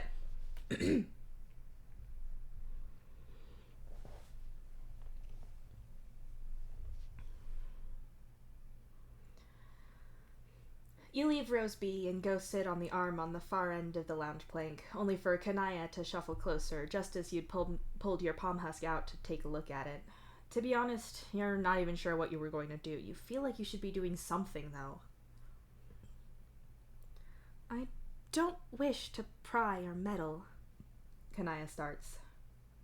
Oh boy, if you have a reputation for meddling in people's romantic lives and problem solving for them, then Kanaya definitely does. Honestly, she was your co-conspirator for that kind of thing in a lot of your teen years. A two-troll intervention team. She absolutely does want to meddle in whatever she's about to say. What are you going to do in regards to Gamzee? Kanaya asks. I don't know. Practically speaking, it'll be easier to not get detected if I stay away from him as much as I can, and if I can keep Silas away from me when I'm there, but I can't avoid him too much, both because that's suspicious, but also because his friend just died, and as far as he knows, he's on his own on this ship, trying to hold everything together, and stuck with the ghost of his ancestor who murdered Kurlos right in front of him. Reader said that Gamzee didn't have great control over GHB. I can't leave him alone with that. He's my Moirel. You sigh. But he didn't tell you about any of this. He lied to you, Kanaya points out. Yeah, but he was a kid who apparently got manipulated by at least the captain, if not a bunch of other people. We're not blaming Dave, so we're not blaming Gamzee. You remind her quickly. Kanaya gives you a look. It's the kind of look that says she knows you're avoiding the issue, that you're dealing with one problem and ignoring another. Maybe that's true. Alright, probably that's true, but there's fuck all you can do about it now. If Gamzee's the only thing holding this ship away from the void and doing the best he can against his ancestor, then you're hardly going to go and kick his legs out from under him. Like, hi, my diamond. Sorry about your friend dying and the crushing responsibilities on your shoulders, but I'd also like to break up with you. You can't do that. On the other hand, you could start thinking about what you're going to do when everyone else gets back, when you can be honest with Gamzee. That's going to need some thinking about, but in all honesty, you'd think you'd prefer to do that in the privacy of your own head. No slight to Kanaya or anything, just... It's a long relationship. It deserves real thought and not you bitching about him to your friend. It's complicated, you say to her finally. Kanaya nods, accepting this for the subject ender that it is, and moves on. My real concern is working out who's involved in all of this. The captain knows, but who else? I'd be really interested to know what you and Kankri can work out, Kanaya says. Well, interested, but also dreading the answer. We don't know how much people know. If the captain took one of Dr. Lalonde's subjects, she obviously knows about the tests, and I can't look at her the same way knowing that, but have other people just been told some things as facts and the exact methods for how people know things is classified? You say. I dread to say it, but Nepeta is in charge of the sailors, along with Palapa. Well, they answer to people, but they're leaders there. Surely they know, Kanaya says quietly. Well, fuck. You're still not on great terms with Nepeta, and this won't help. Kanaya's right, though. If this is tied up with the sailors as much as it seems to be, then surely Nepeta has to know something about it. I've known her my whole life. If she knows about this, it has to be that she's been told that people will die if things get out. There's no way I can see her knowingly exploiting and threatening our friends, right? She wouldn't, you say, and shudder at the thought. If she was only given incomplete information and she thought she was doing her best, then I can see her being part of this. She's always been very practical when it comes down to actually doing things, but even so, I highly doubt she's personally threatening our friends, even if she is part of the system that is. Kanaya nods. Shit, no wonder she was so angry about everything with Vikari. If she was told that this getting out could get everyone on board vanished into the void, then no wonder she was so angry at me trying to expose the small part I'd found out, you say miserably. Yeah, that sounds about right. If you were in Nepeta's position and you were friends with you, then if you had to witness Carcat idiot Vantis stumbling and stamping through top secret shit because meddling was better than dealing with his failed relationship, you'd be pissed too. Especially if there was a chance that you could literally all die from that. You sit in quiet contemplation of that for a little bit, and then you check your palm husk and see that you really should head off to Cancrease if you want to be on time. Goodness knows if you're late, he'll get all in a snit about it and you'll lose half your explaining time to that. He told you once that if you're early, you're on time, and if you're on time, you're late. That presents a sort of circular logic there that you're sure is lovely and stress-inducing for him, but you mostly occupy yourself with trying to just be on time for things that actually matter and not worrying so much about the rest. Rose has to shut down her research for now, which is probably best for her well-being at the moment. You leave her and Kanaya together in the hive. Even if they can't talk about the exact causes for everything Rose is feeling right now, you're sure that it'll be good for her to express that she is feeling things to her mate sprite. The journey to Cancrease isn't fantastically long, but you have to force yourself not to stare at a cerulean man on his palm husk with just a hint of glowing tattoo on display around his knuckles. He's turned away at an angle that means you can't make out anything on his badge that'll give you a hint to his job or why he knows any of this stuff. He gets off the train before you do, frustrating your quest for more information, and soon enough you have to disembark the train as well to go to Cancrease Place. Silas isn't outside, and for a moment you're worried he maybe couldn't find it and then didn't get back in time to find you, but when you buzz the door, Cancre opens and Silas is right behind him. Hey, we need to talk. I've got so much to tell you, you say wearily. Please, come in, Cancre says, and steps aside and ushers you in with a sweep of his hand. His hands, you're pleased to see, are unmarked by glowing tattoos. You sit on his lounge plank and try to think of the best way to broach this topic. Cancre sits on the other end of the lounge plank, and you both turn to face the other a little better. I have a lot to tell you. I've found a lot of things out, but I need you to promise me something. You start. Go on. Cancre nods.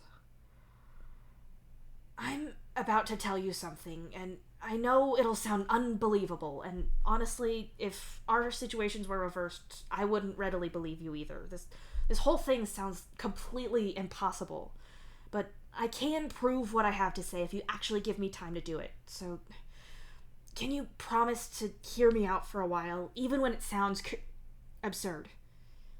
You catch yourself just in time.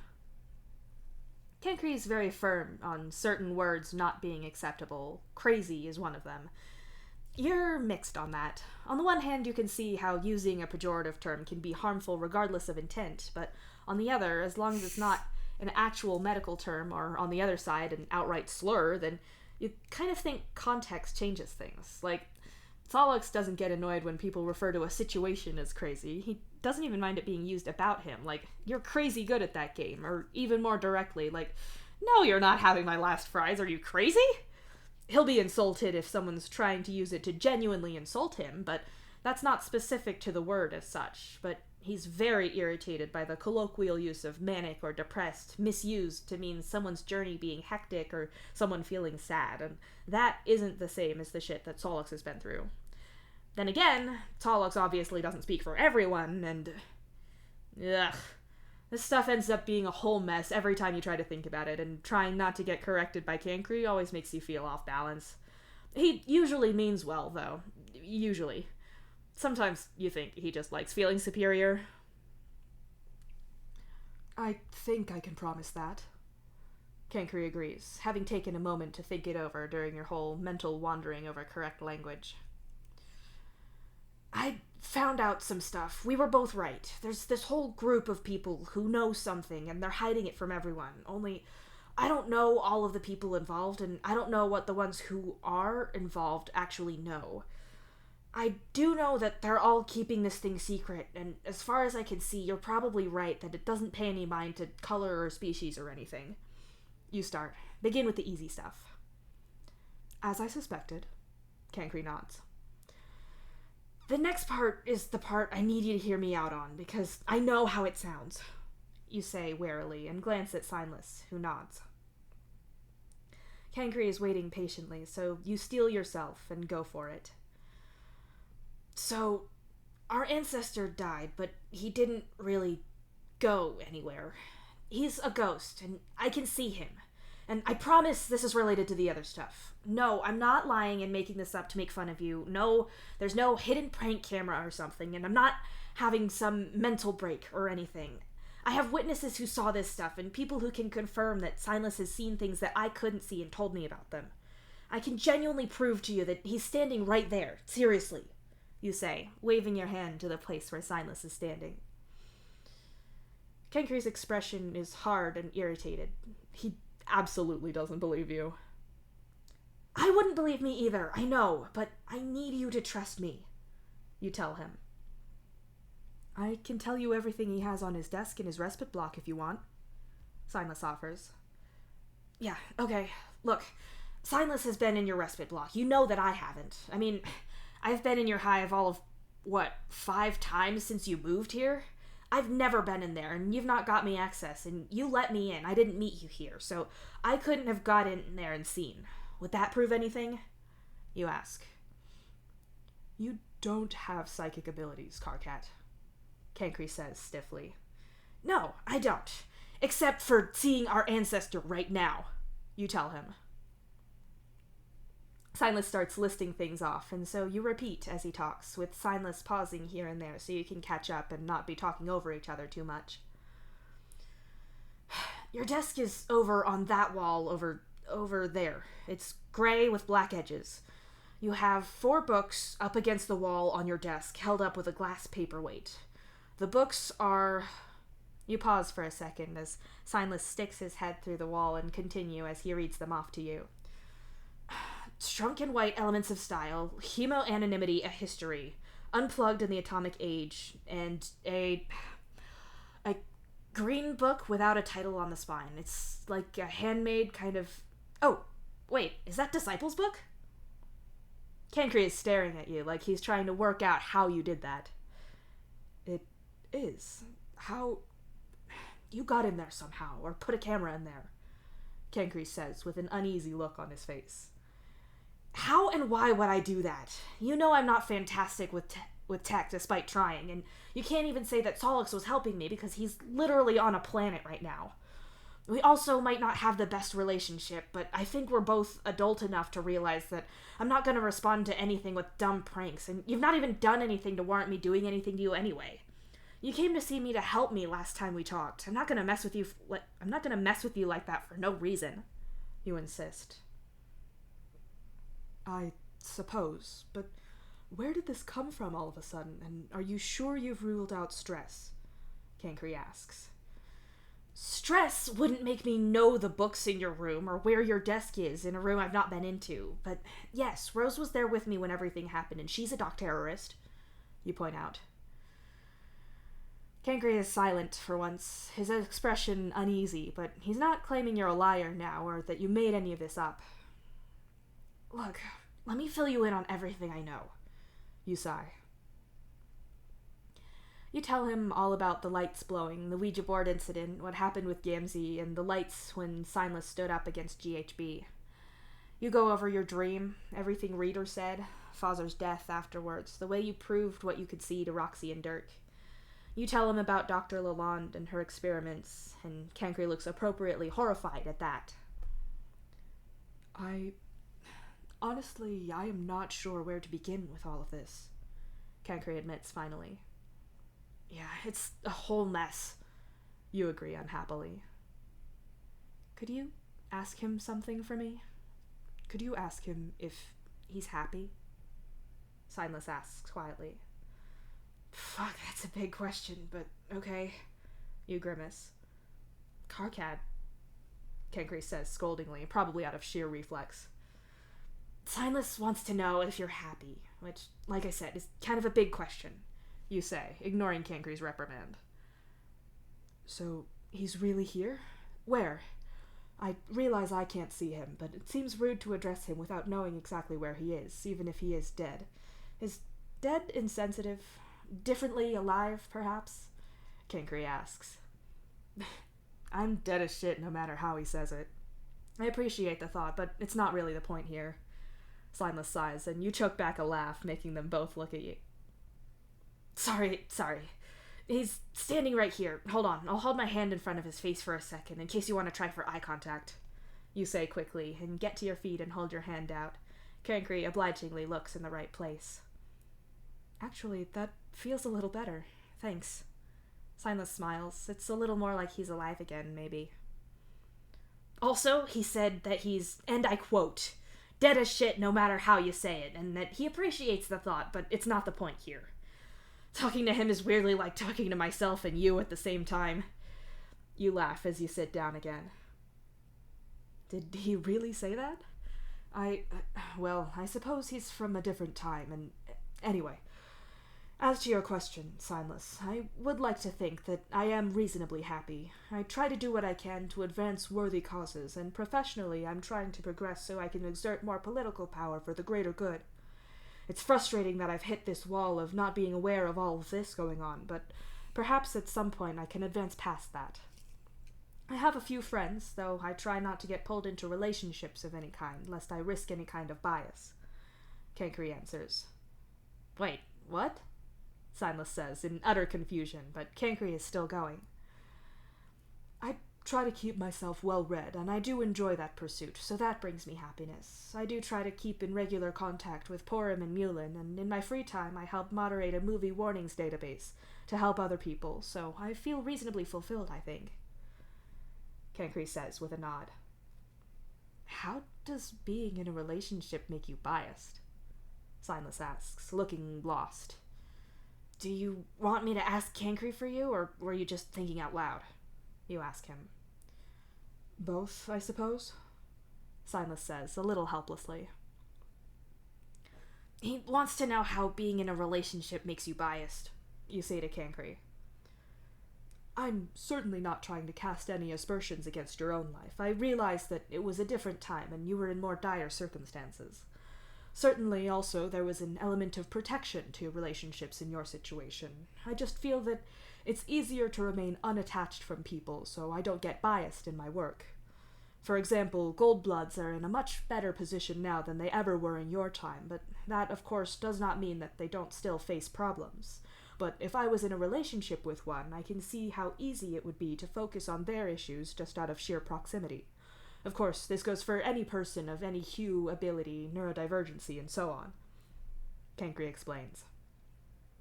Silas is staring at him with one eye twitching slightly, and you wonder if it's possible for a dead man to get a stress headache. Is he caught up in being as correct and unbiased as possible and it's taken over his life, or is he deflecting? Like, is he having the same kind of quadrant problems that we have, but covering it with a refusal to participate so he doesn't have to think about it? Or, on the other hand, is he the inverse of us, and instead is he aromantic or asexual and possibly averse to the idea of a relationship and either doesn't want to own that or hasn't worked it out or doesn't feel comfortable saying? I certainly don't want to offend him, and maybe it's crass and insensitive to even ask. Silas wonders. You make an uh-huh kind of noise to at least let him know you're listening, but you're certainly not thrilled about the idea of having to be the go-between in that conversation. The great thing about no longer living with Kankri is that neither of you is a captive audience for the other's long rants or lectures. It greatly improved your relationship, and you're not enthused about the idea of leaping back into something like that. What is he saying? Kankri asks you. He's just thinking over what you said out loud is all. I don't think he's used to being heard much anymore, so I don't really want to verbalize his train of thought for him unless he's directly talking to you. Also, he's a Vantis, so there's a lot of words there. You snort. I suppose. Despite the unusual manner that we're speaking in, it feels really validating to talk to our ancestor.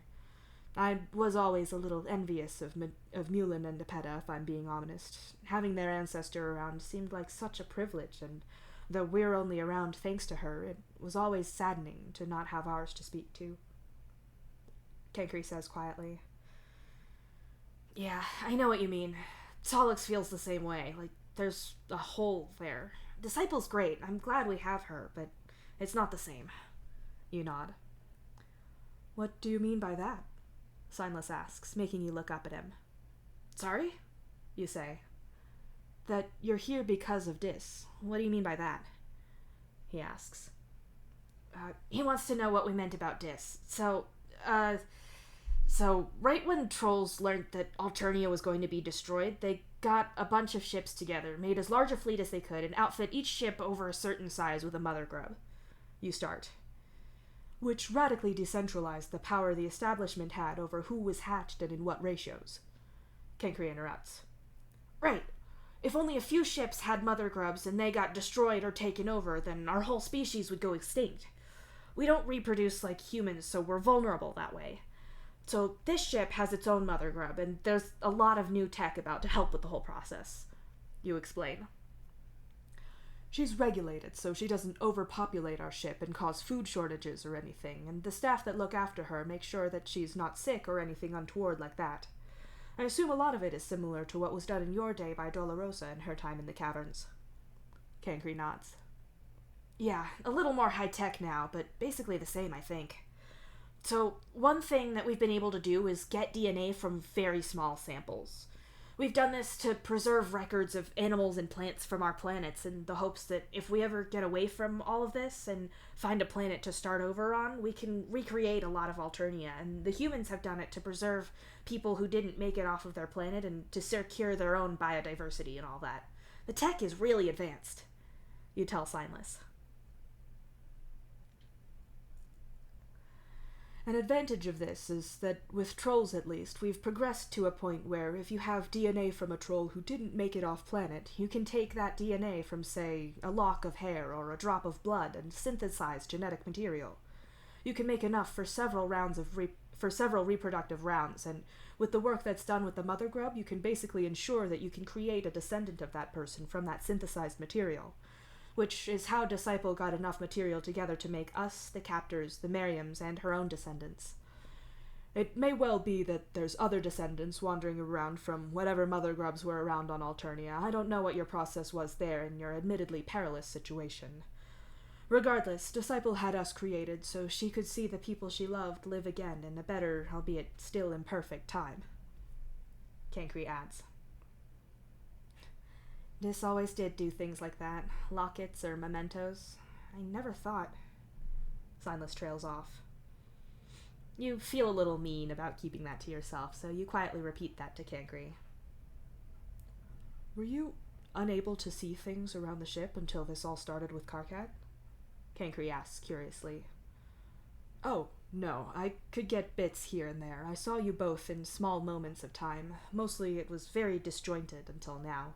But now it's as if I'm alive again, except I'm not. Signless explains, and again you repeat this. That must be very troubling for you. If I can do anything to help, let me know. I realize we can't communicate without Karkat here, but... Well, if you wish, we could set up regular times and I could explain a topic in depth if you get Karkat to request it. Even without Karkat here, I could tell you things about how things are now, or my work. You could pass any communication to me back through Karkat.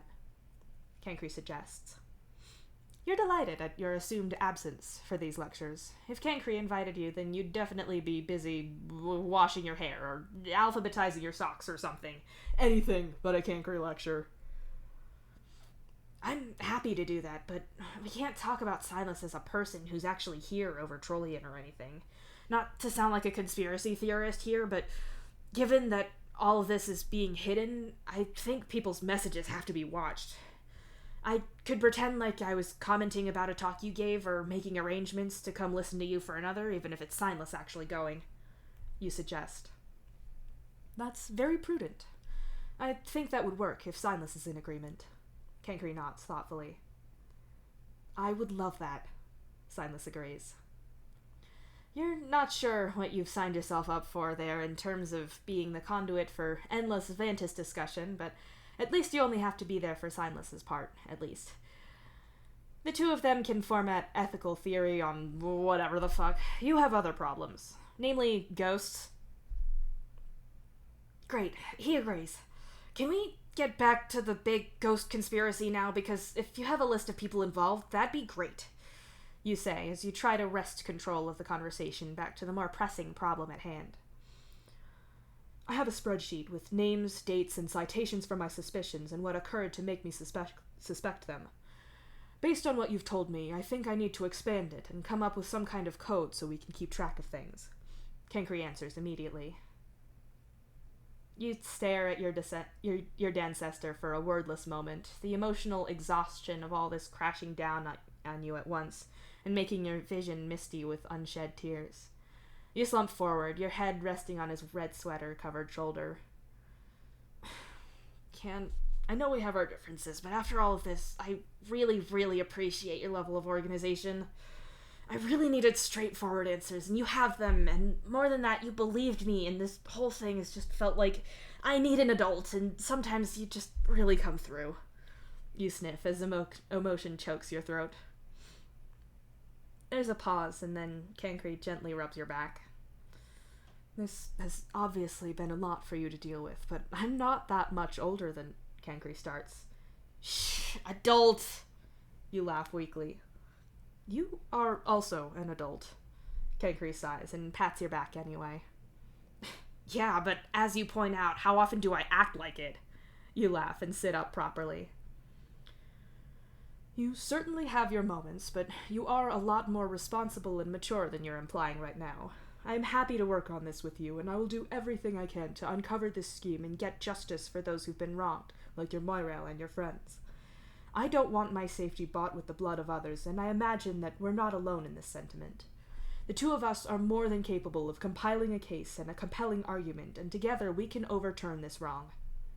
Cancri tells you firmly. Thank you. Please be careful. I'd hate for anything to happen to you, and I promise, if I get caught, I won't speak a word about your involvement.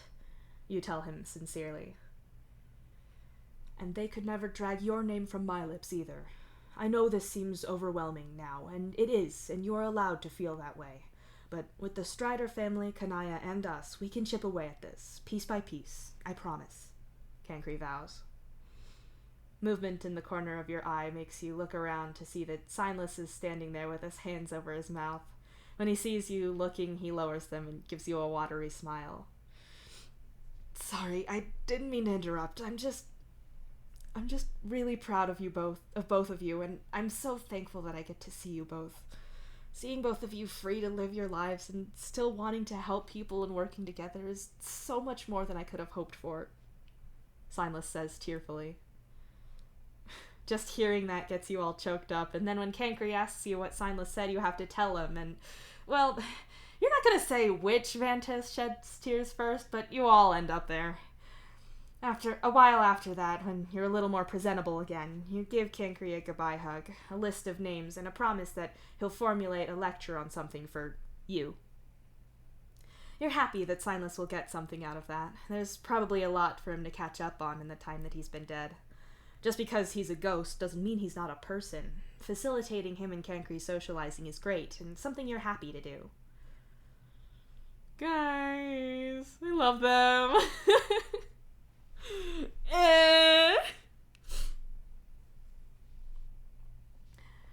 You make your way home feeling pretty tired from the events of the day. When you let yourself in, you're not surprised to find the place empty, and honestly, you don't know if you're relieved about that or disappointed. Maybe a shower will help clear your mind and get you to relax, at least a little. Signless didn't follow you back and instead stayed with Cankry, probably to watch him or look through his stuff more. Maybe he could talk to him through Morse code and flickering his light, who knows. The point is, you don't have company for your shower, spectral or otherwise. Generally speaking, that's how you like your showers, alone and spook-free. After a few moments of careful balancing, you're able to set your palm husk in the sink in just such a way that the speakers produce the nicest, most sound-amplifying acoustics. You get your nostalgic playlist going because you want some comfort, damn it, and if that means music you loved as a teenager, then so be it. You pull off your clothes and fold them neatly on the closed load gaper and then step into the shower. Out of habit, you check the temperature dial because Gamzee doesn't like his showers as hot as you do.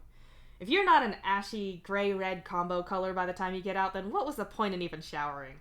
Do you look like a partly cooked lobster? Perhaps. The fact of the matter remains that you are right about hot showers being simply the best, and that is all there is to say on the matter. With your back to the shower spray, you slump forward a little and let it beat over your tired neck and shoulders as your teenage self's playlist reverberates around the room. There's so much you have to do. You still have to find out more about what happened to Dave, and that's painful in so many ways. You have to watch your friends hurt for him. You ache for the things he went through, and worse still, you're having to find out these things to help Dave, but you're very sure he'd prefer it if you didn't know.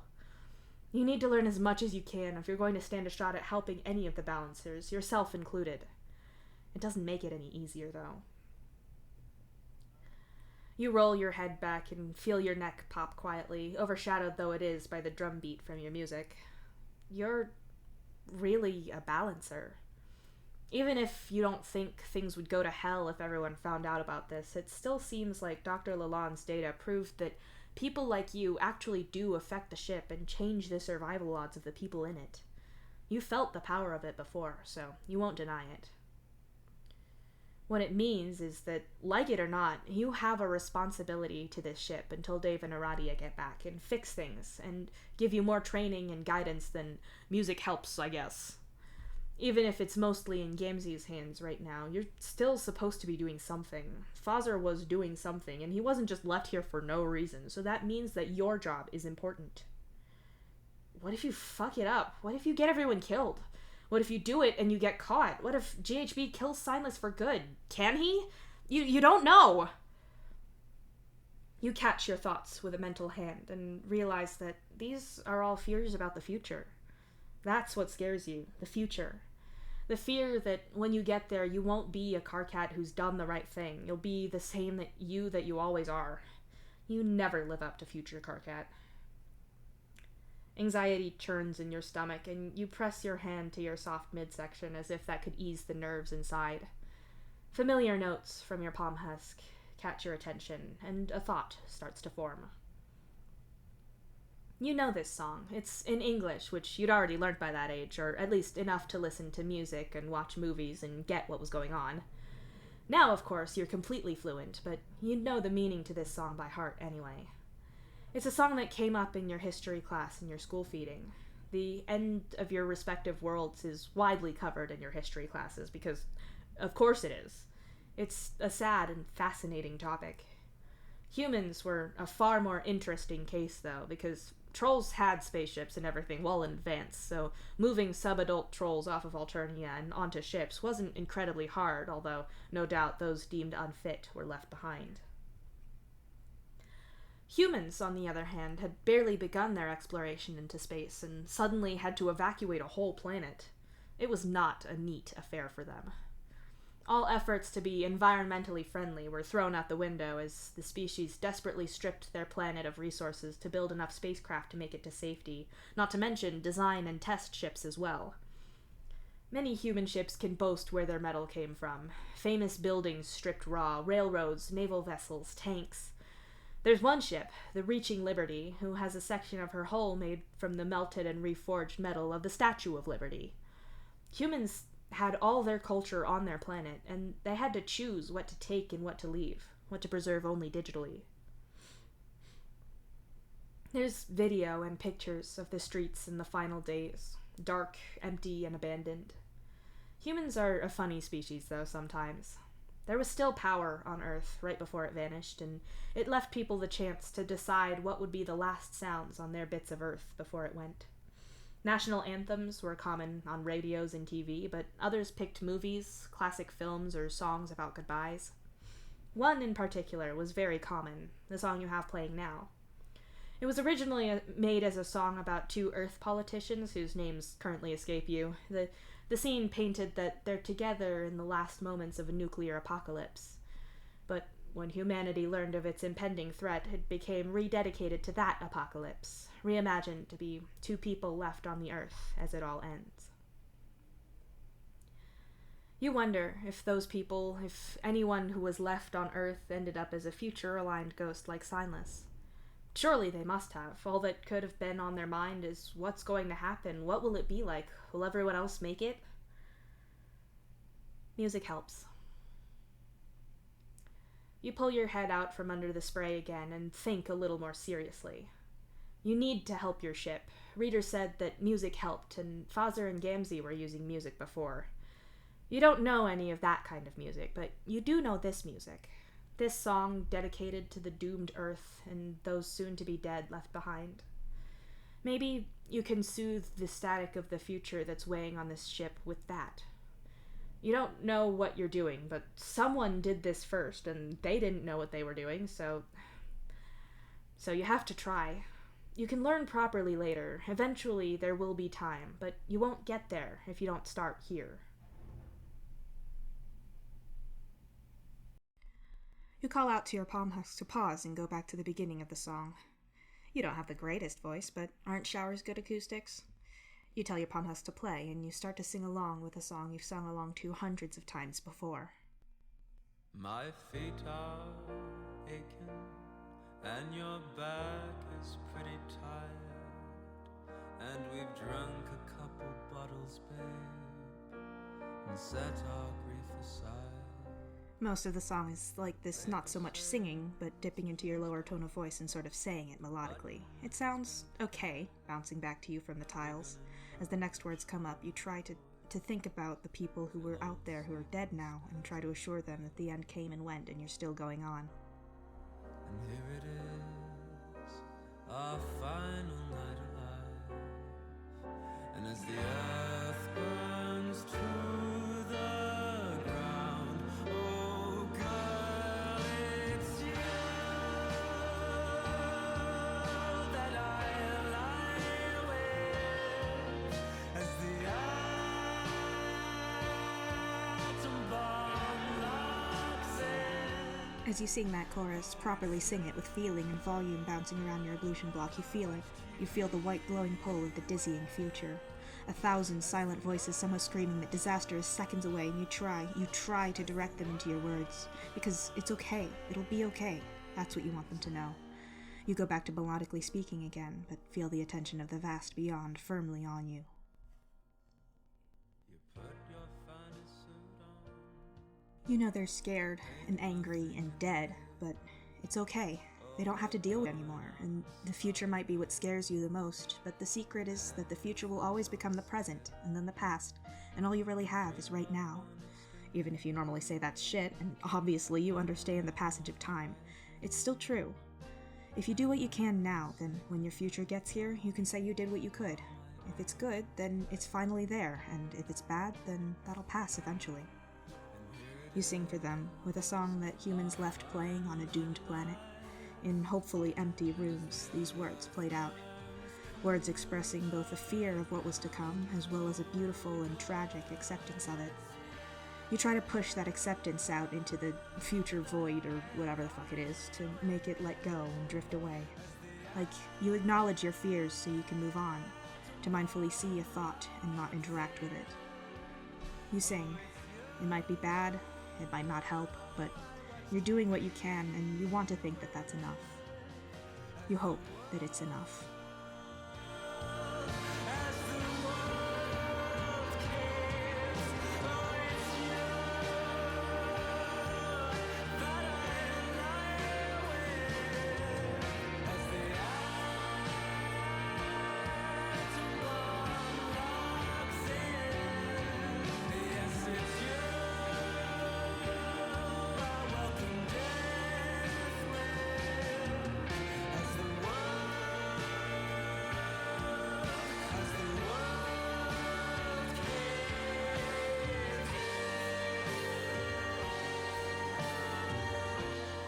You feel the tide of lightness around you ebb slightly, washing off of you and down the drain. You repeat the last line softly and emotionally. As the world caves in. And then shut your eyes, completely and totally exhausted.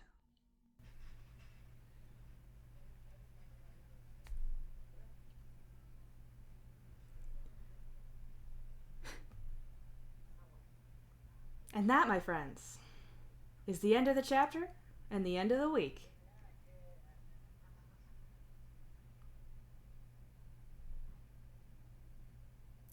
Yes, this is, here.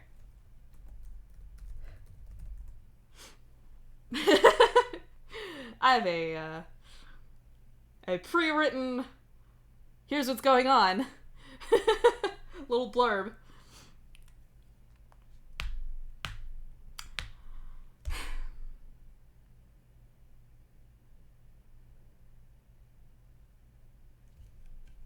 Well, gang,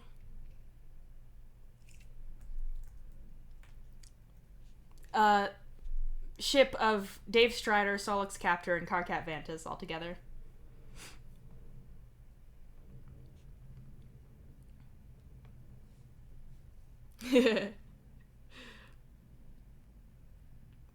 The second dictionary definition of the word is my personal lifeblood.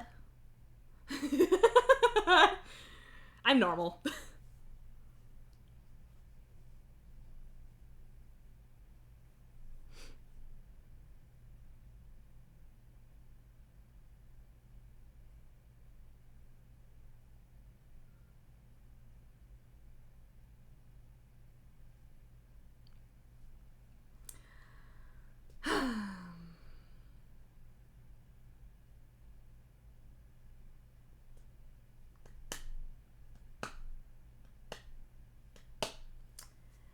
I'm now wondering. I would like to say thank you very much for the follow. I am wondering if I'm not quite certain how to mute them temporarily, and even if I did, it would take too long. So I guess that's just a risk I'll have to take from here forevermore. That's fine. Vanta's family times! I love them, Your Honor!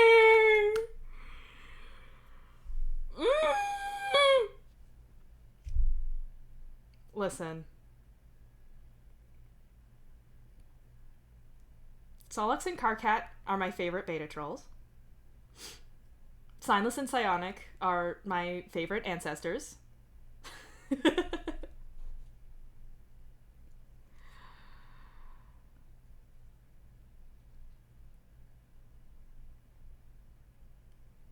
I just love Vantasis in this one. Despite all the ways in which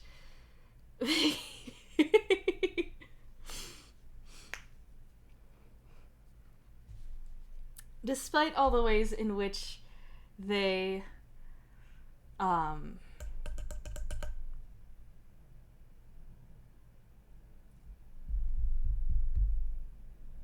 the way they can frustrate each other by feeling like a reflection of themselves, and the ways that they can be at odds with one another because of that, like, at the core of it, they do just love each other so much.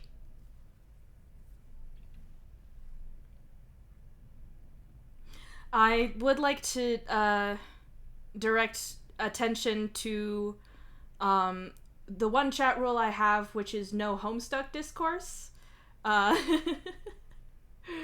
Which mostly means discourse over whether or not it's good, but can also extend to ship debates.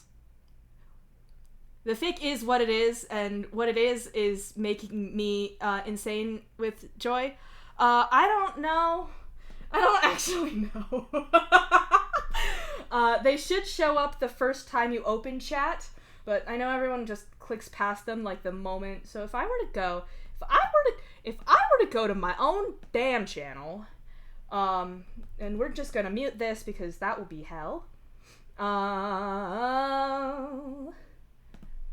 No? They should be so... I swear to God there's a button. I swear there's a button.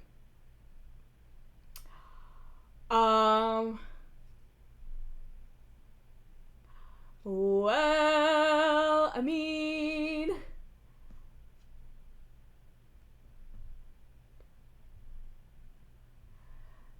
There should be. Edit panels. Is there one for my rules? New from Prime. Okay, no? Video. Why am I doing a imitation of the car horn? Okay, I shouldn't do this on stream. I shouldn't do this on the thing. Well, I guess I needed to know that. That they don't show up. It is a rule. But yeah, here's what's up. No, they exist, but I don't know why it didn't show up. I'll have to look at that later. Thank you for bringing that to my attention. I don't disagree insofar as I love Soulcat. Soulcat lives forever in my brain. But where we're at right now is this is the fic, and we're going to be here about the fic. Basically, I don't want to... What's the word? I don't want to moderate a debate. I want this right here. This is what it's all about, baby. This is what it's all about, baby. That is true.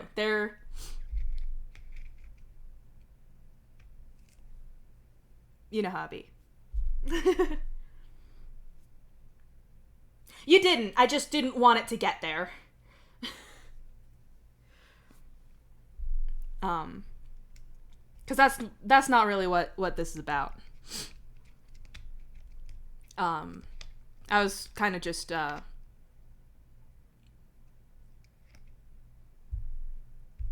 justifying the existence of the rule.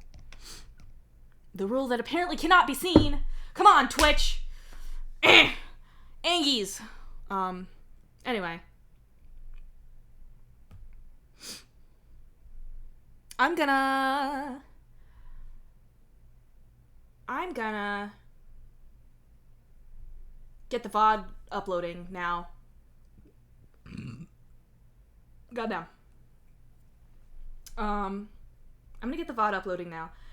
So I hope y'all have a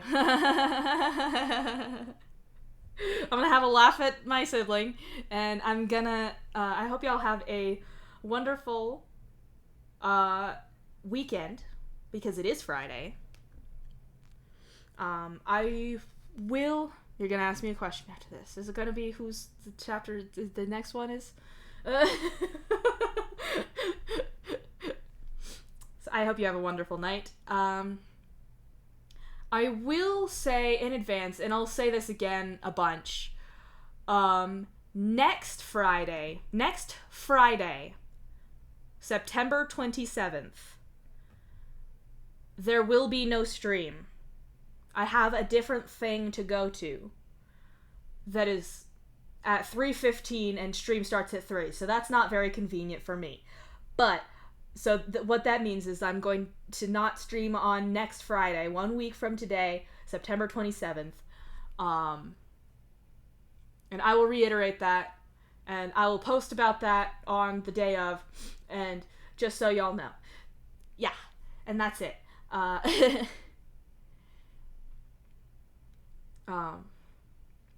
Well, here's the thing though, Wander, is I know what chapter that would have been.